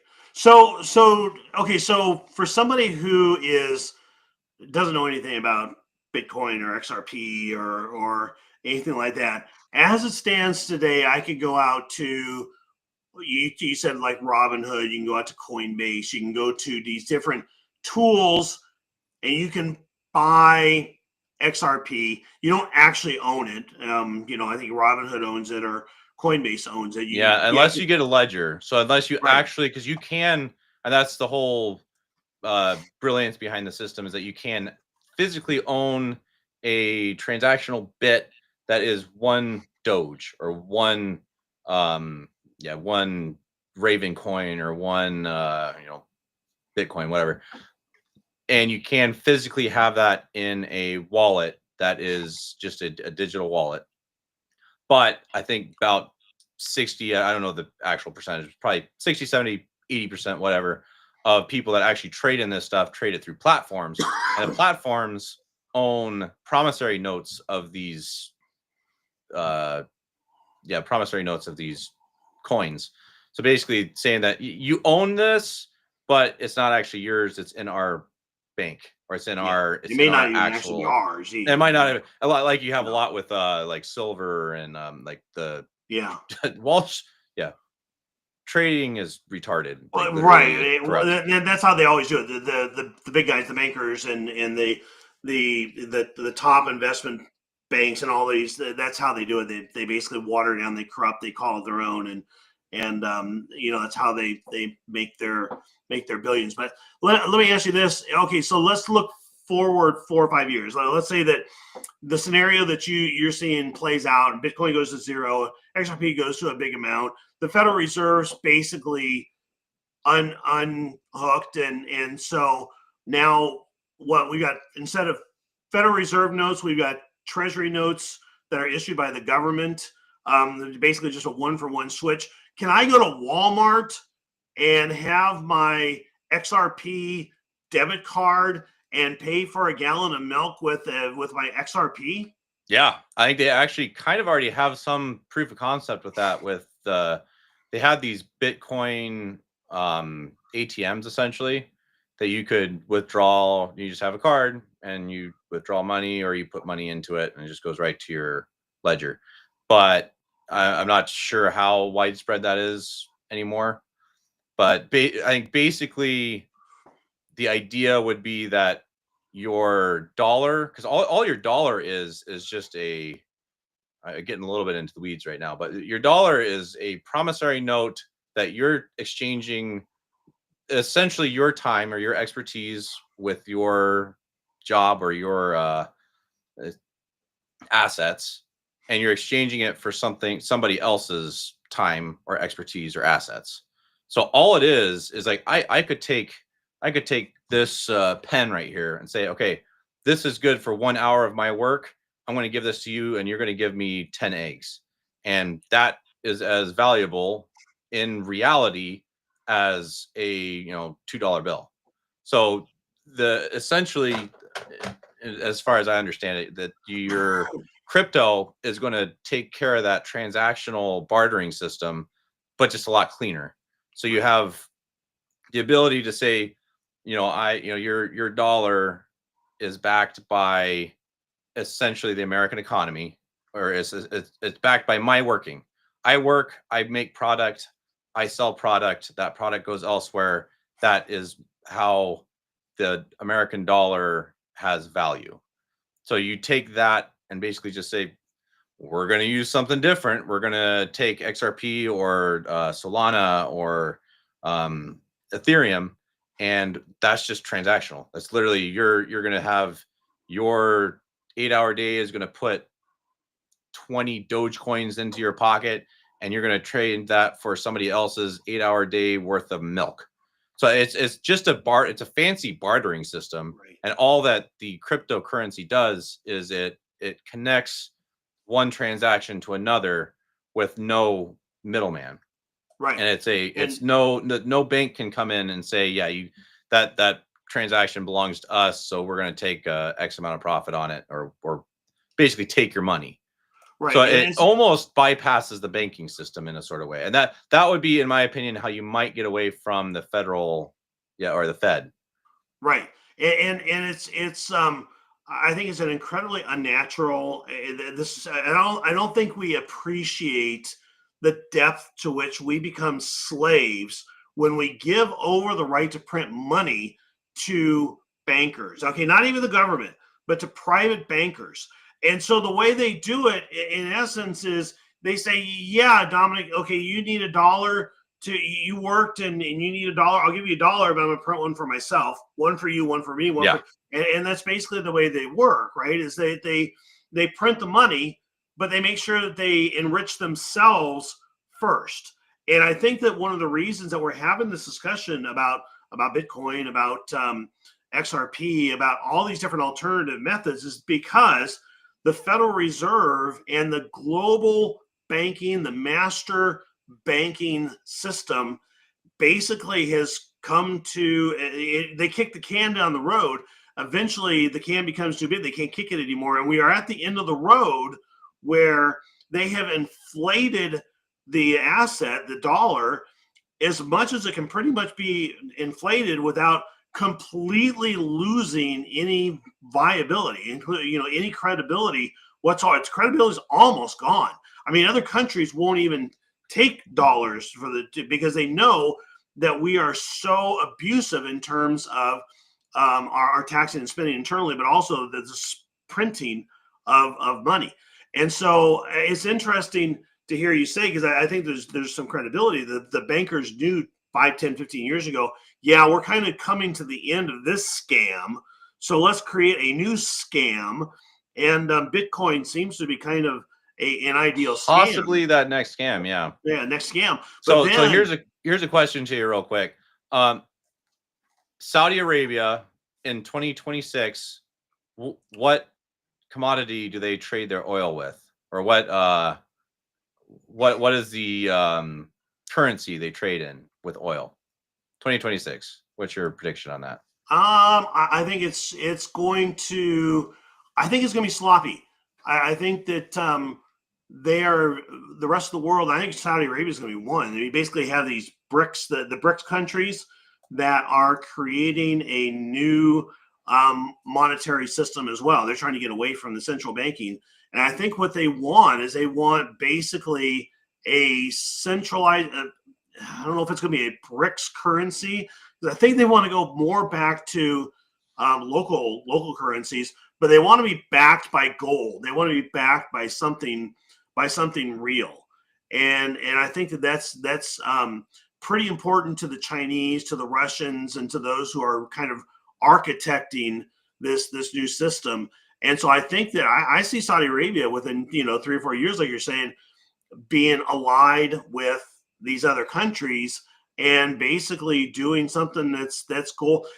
They're trading something of value. It may not be gold, it may be silver, it may be bronze, it may be Bitcoin, maybe a basket of goods, something like that. But I have a feeling it's going to be much less unified than it is now. It's not going to be oil for dollars. That's what we've been used to. And that's a big part of the mess that the world's gotten into is the petrodollar, and the fact that we, since the 1970s, have forced countries to settle their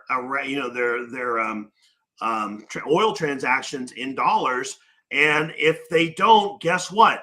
We send our military after them. Yep. And we, those of us, and I grew up this way too.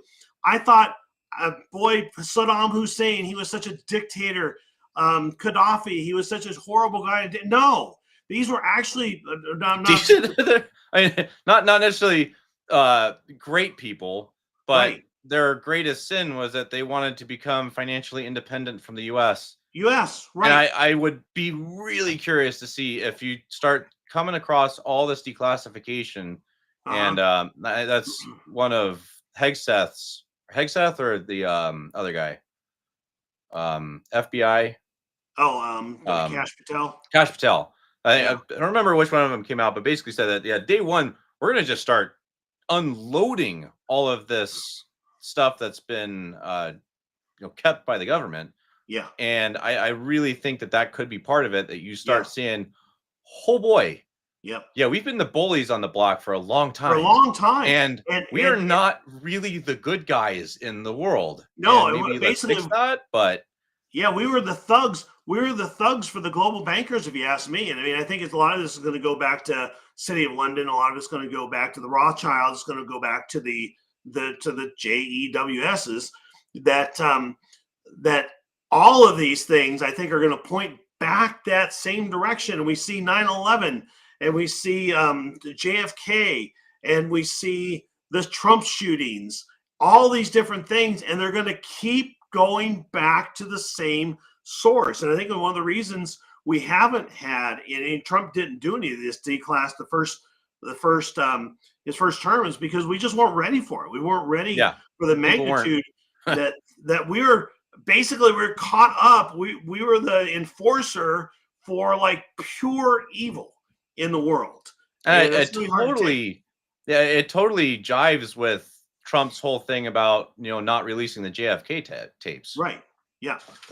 No, he had a famous interview with Judge Napolitano, and Judge Napolitano asked him. He said, "Why haven't you released all of the JFK tapes?"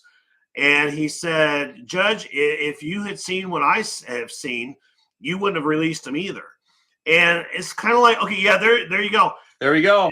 We like to say that the CIA was what. To be clear, this site does not like my hat. Literally, it cuts out every time I put. Cuts out every time you put it on. That's pretty funny. Yeah. So yeah.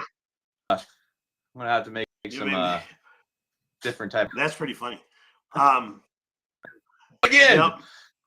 There's but yeah, I think that's I've always been of the assumption that the JFK was the force behind it was the CIA, and the head of the CIA at that point was George H.W. Bush. And so basically, you point the finger at the Bush family, and it upsets the apple cart. I don't think so, Dominic. I think it's way worse than that. I think that basically it points to Mossad. Oh boy, I think man, I should not have put that hat on. I think we're I see you. We're back. You're good. Okay, maybe. But yeah, that goes back to one of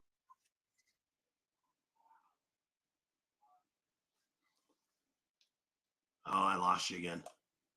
Darn it. Hang on. Yeah, I lost you for just a minute. You froze.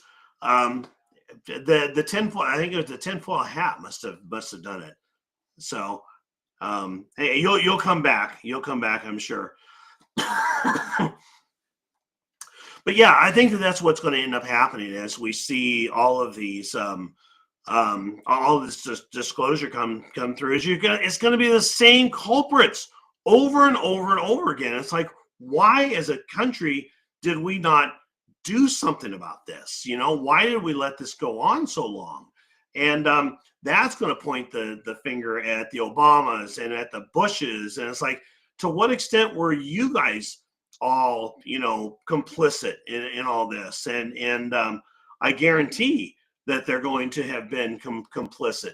So Dominic dropped off. Dominic dropped off here, and we'll see if we can get him back on. But anyways, yeah. So a lot of different topics tonight. It's just amazing, and we've talked about Canada as the 53rd state or 51st state. And hang on, let me get Dominic back in here. There you go. Looks a little better. Okay, there you go. I'm telling you what, you mentioned JFK and put on a tinfoil hat, and bam. Damn, there you go. They know what you're talking about, and there goes your internet. Yep. Wow. Sorry. Yeah. What I miss? Oh, I just kind of wrapped up and said that I think that what you're going to find when they start doing this disclosure is that all these different events going back to JFK and possibly even farther than that are all going to point at the same people.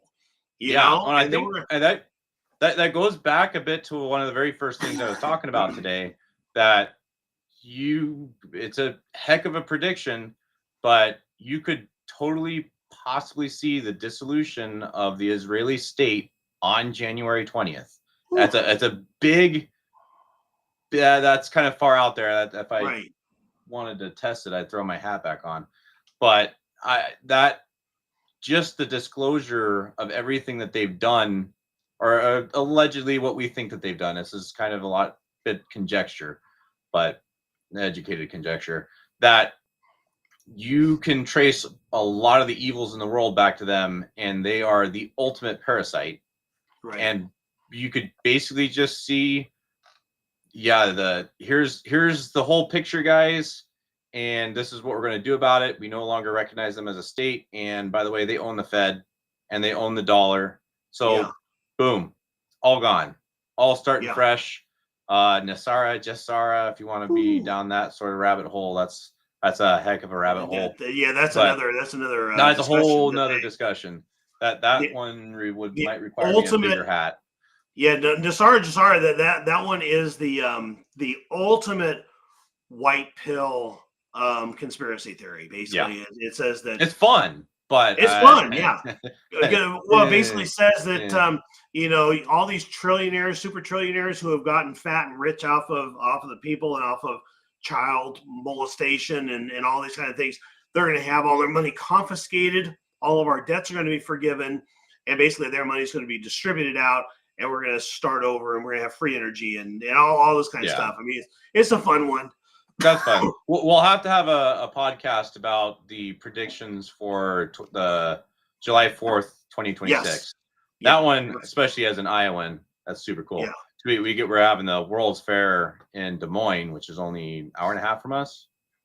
2 hours? Yeah, 2 hours. We'll definitely have to try to make it, but you're talking, if it's anything like the World's Fairs of the past, yeah, you're going to start seeing some stuff out there that maybe has been suppressed for a long time. And where's my hat? But zero point energy type stuff, gravitical, what do they call it? UFOs. Yeah, UFOs, basically, which are very prevalent right now. That's a whole, that'd be a great topic for another show just by itself. Yeah. Talking about the, this or that. I think that you could almost name a channel this or that. Is it this, the demons, and or is it that? Is it just suppressed technology that the government has? Right. Yeah. And fun probably conversation. The answer is usually going to be yes. It's both. It's this and that, Yeah. But yeah. So okay. Well, I'll tell you what. Let's move on to making some final predictions here. And what I wanted to do is each of us make 3 predictions. And I was kind of thinking 2 that aren't super outlandish, and then 1 that's just outlandish. And I kind of figured that if it comes through, especially if the outlandish one comes through, we'll take a victory lap sometime down in the future and play the prediction again. So I'll go ahead and start with my first prediction, which is that I believe that Donald Trump will not be sworn in at the White House. He will be sworn in at Mar-a-Lago. And the reason I give for that is that I think that you've got all the drones, and I don't know if we know what they are, but I mean, if they're hostile, if they are the Biden government throwing things up, I mean, they'll put them up there, they'll tip them with warheads, and they'll send them down at Trump on Inauguration Day. Okay, so totally unfair that you went first for this one, because my first one, which was dark, was that Donald Trump was going to get assassinated on the 20th by drone. By drone. Okay. So, wow. They kind of stole that one for me a little bit, but yeah. That was my first. That's dark. I hope that's the outlandish one. Yeah, I didn't really think about it like 2 rights and a wrong sort of. Yeah. Right. But sorry, go ahead on your second. I'll do mine. Okay. My second is that I think that Trump is going to go for it and do no tax on overtime and announce it on January 20th. Like I said earlier, I think that he's going to push Congress. It's going to be a huge moral victory for everybody. And I think once that horse is out of the barn, it's not coming back. And I think that it's going to, Senate, Congress going to have no choice but to sign it in, and they're going to feel good about it. There's no reason that they shouldn't do it. It actually should be a good team building exercise in Congress. So that's my second. All right. So my second was going to be that. My one was my third. My second. Oh, good grief! I just had it. I should have written these down. It's getting late here. I'm past my bedtime.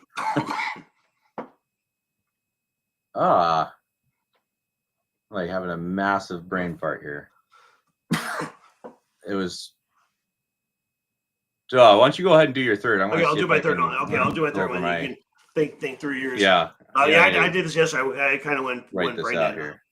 Okay, so my third one, and this is outlandish, but I'm going to. Okay, let me set this one up just a little bit here. I've got to.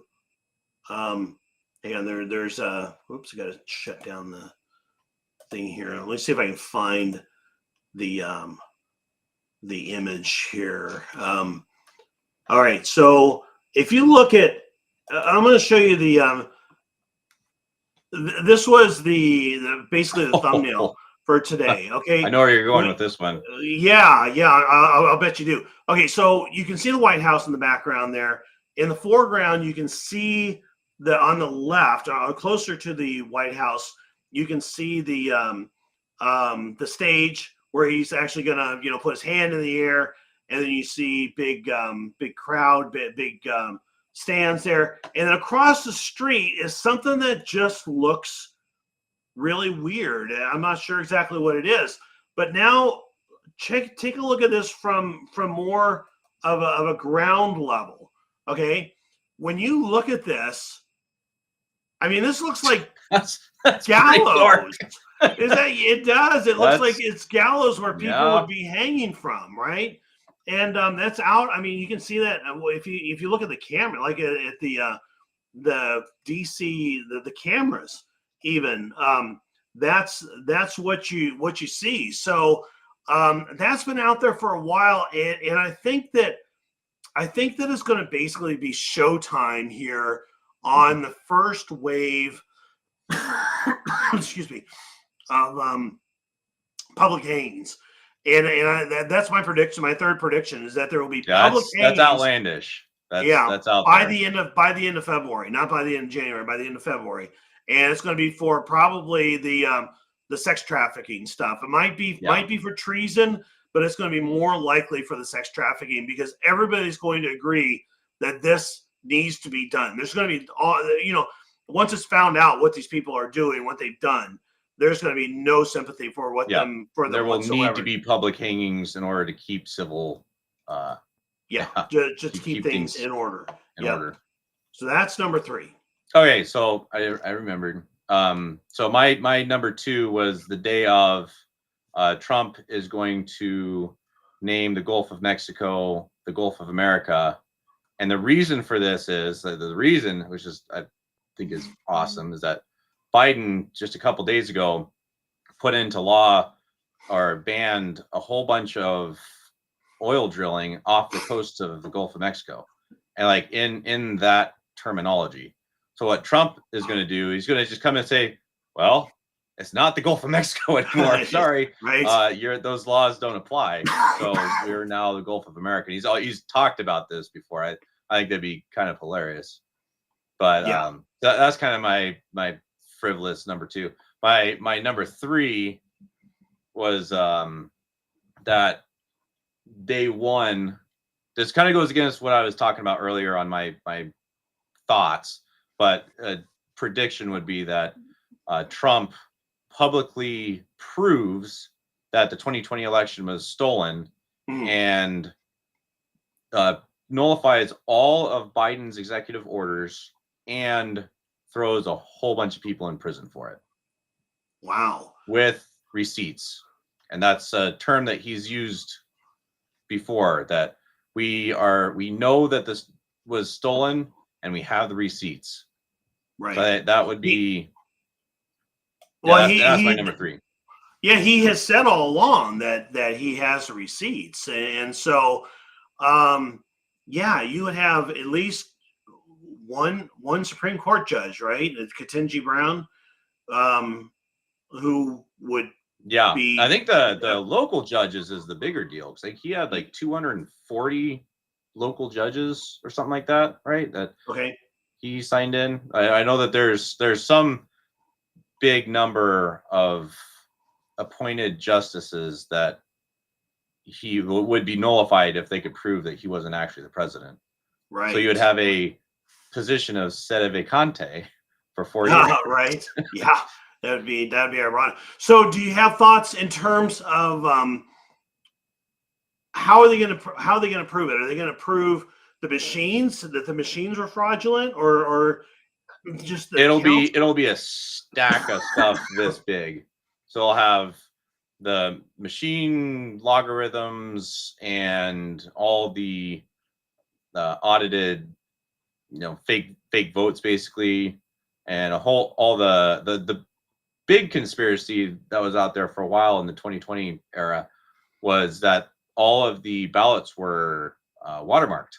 Oh, right. So they knew they could prove that this is an authentic ballot. This is not, just by looking at it under a UV light or something like that. Right. And my thought going into this prediction would be that, you have 80 different instances and just absolutely black and white worth of 10 million votes, or what was the discrepancy with that graph that you always see? It's like, you have 2016 here, 2020 here, 2024 here. It's 15 million. 15 million. Yeah. So I think 15 million. Yeah. you could very possibly see 15 million votes of that's garbage. That's garbage. Yeah. That's garbage. Well, and there's institutional fraud that's been built in. I mean, there's been some that's been built in since JFK, but definitely it's believed that this is a little tinfoil hatty, but since Obama's run for re-election, not so much his first term, but his second term, he wasn't popular. Mitt Romney wasn't either, but I think that he pretty much cheated to get in. They institutionalized some stuff there and passed it down to Hillary Clinton and then to Biden and then to, Kamala Harris. So you're going to have that probably come back as well. So yeah, it could end up being 20 to 25 million by the time it's done. And yeah, I mean, and that would easily overthrow probably all the swing states. That's all you need to do is just change all the swing states. Yeah.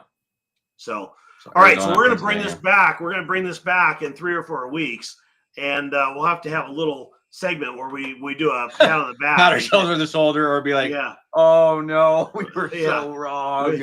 Right, Trump is actually in league with Israel." We messed that. It could happen. I don't know. Yep. So, well, okay. So first, a few closing thoughts here. Number one, we still don't have a name for the show. And we'll have to talk it through. I kind of this or that. This or that. You know what? This or that I think works. A lot of T's, right? This would be the traditionalist this or that. But I think that probably would work. Going there because we're going to be going there on different things. But yeah, let's we'll work on for that. And then I kind of wanted to give a little bit of a preview of some of the next few weeks of I think some of the topics that we were looking at taking on.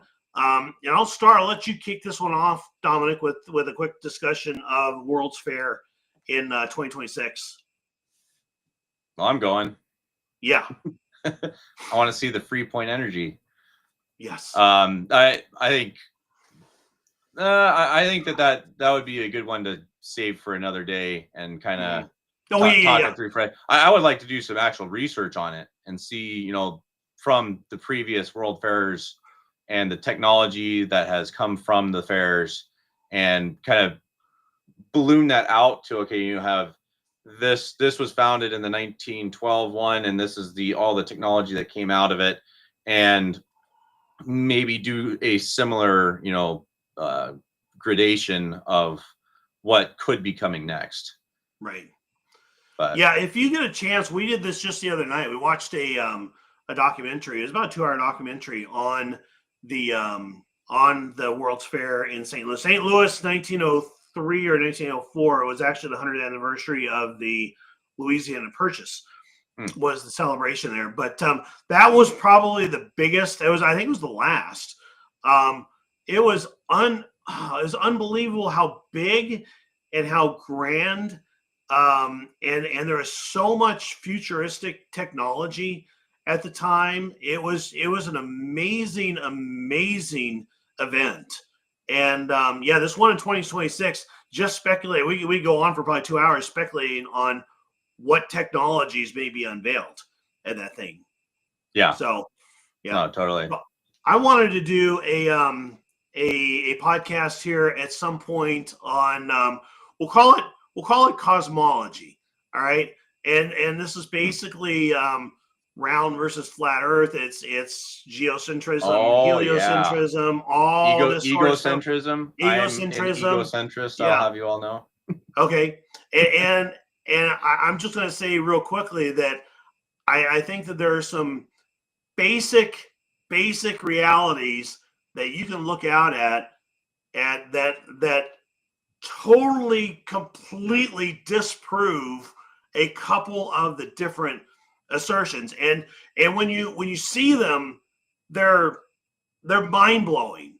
And for me, it's helped, and I think it's helped to see, God's creation and what he's done and all that. And I think that it can be a really healthy discussion to go through. So you could also hit the mud floods and Tartaria and Right. There's a lot of fun stuff when you start getting into the cosmology. Yeah. Another one, I think that you and I talked about this a little bit, that because it's a hot topic right now, I think that I call it the grand disclosure.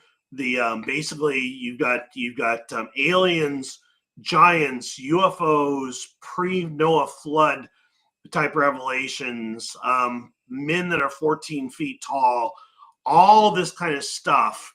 And I tend to believe that we're being prepared for a revelation, for a disclosure that is really, really going to test our faith. And that's why I think I would like to see if we can have that discussion. And that would be a fun one. People. That'd be a fun one to put up into like a 4-person panel. Maybe get Kevin and Eric involved. Yeah. And I think that would be a really good one to do imminently because of how hot of a topic it is. It's a hot topic, right? Yeah, exactly. That in California. No, California fires. Yeah, I mean, I gave just a minute's worth of thought today to changing over to California fires being. No, and we could have gone 2 hours on that. You go, there's some dark stuff looking into where is burning, how it's burning, when it started, how it started, going to Maui, going to what was the other place that also burnt down? Another place that had some freak fires. But that was actually Northern California, I think. Or Northern California. I think it's a couple of years. That was during Trump. Yeah, basically these directed energy weapons that are they're a thing. Whether they're actually used, I don't know. But a lot of speculation that somebody, whether it's us or some outside force, is attacking us with these directed energy weapons and burning places down for whoever's gain. But that great topic for another day. I don't want to another day. Yeah, we could have gone on and on with that one here. So but anyways, I think we've got a lot. I'm not sure. The idea here is we kind of want to go on for anywhere from 2 to 3 hours, depending on the subject matter. And you all are not required to listen to the end. You're not re-listen. Yeah, that's right. You don't have to listen to the whole thing. But you know what? There's an interesting. We talked about this a little bit last night, Dominic and I. That there's an interesting societal trend going on that we've been ever since my generation. My generation. I'm Generation X, and we were raised on Sesame Street. And Sesame Street was really the first TV that became frenetic for children and basically shortened our attention span. And you saw it a lot with comedy that, of the 1970s and early 80s and all that. And we've continually, with each generation, I feel like we've gotten shorter and shorter attention spans. It did hit the TikTok generation. That's where we're at. That's been the worst. But look who is the number one podcaster in the world right now, and that's Joe Rogan. Yeah. And Joe Rogan goes on for 3 hours and may talk to one guest for 3 hours and doesn't even necessarily have a he doesn't have a lot of cutaways, doesn't have a lot of videos or whatever. He's just kind of talking shop and getting into a lot of depth about things, and that resonates with people. And I think that that's one of the things we're trying to accomplish with this show, whether it's just Dominic or me. We may try to get William, our son William, in on some of these. We may try to get some of our other traditionalists in, although with Kevin, it's going to be like 3 a.m. for him right now. It'll be tough for Kevin, yeah. It'd be tough for Kevin or for Frankie or for Michael. I think all three are in Europe. And but there might be some of the others who would be willing to, like Eric, who would be willing to come on. And but the goal here is to have nuanced conversation, right? And we're not necessarily looking to fix the problems of the universe, but we're looking to provide a little bit of Catholic perspective and help you and help people to kind of understand the way we understand as laymen, but kind of to the extent that we feel like we have a little bit of knowledge on things, we'll kind of bring that and kind of try to impart some of that. Well, and I'll kind of throw this out there like I did at the beginning. I don't know much of anything. I'm kind of a retard. So take everything I say with confidence with absolutely tablespoons of salt, because I'll be the first to admit that, sometimes things come out before they kind of, go through the processor. So be warned that not everything I say is necessarily to be taken gospel at all. Last thing we need is our priest to come to us and say, hey, I got people saying Dan and Dominic said, right. Is that Catholic? So but I think that we try to stay in bounds, well in bounds theologically and all that. And we may get off into some weird places in terms of politics and society and all that. But you know what? We live in weird times.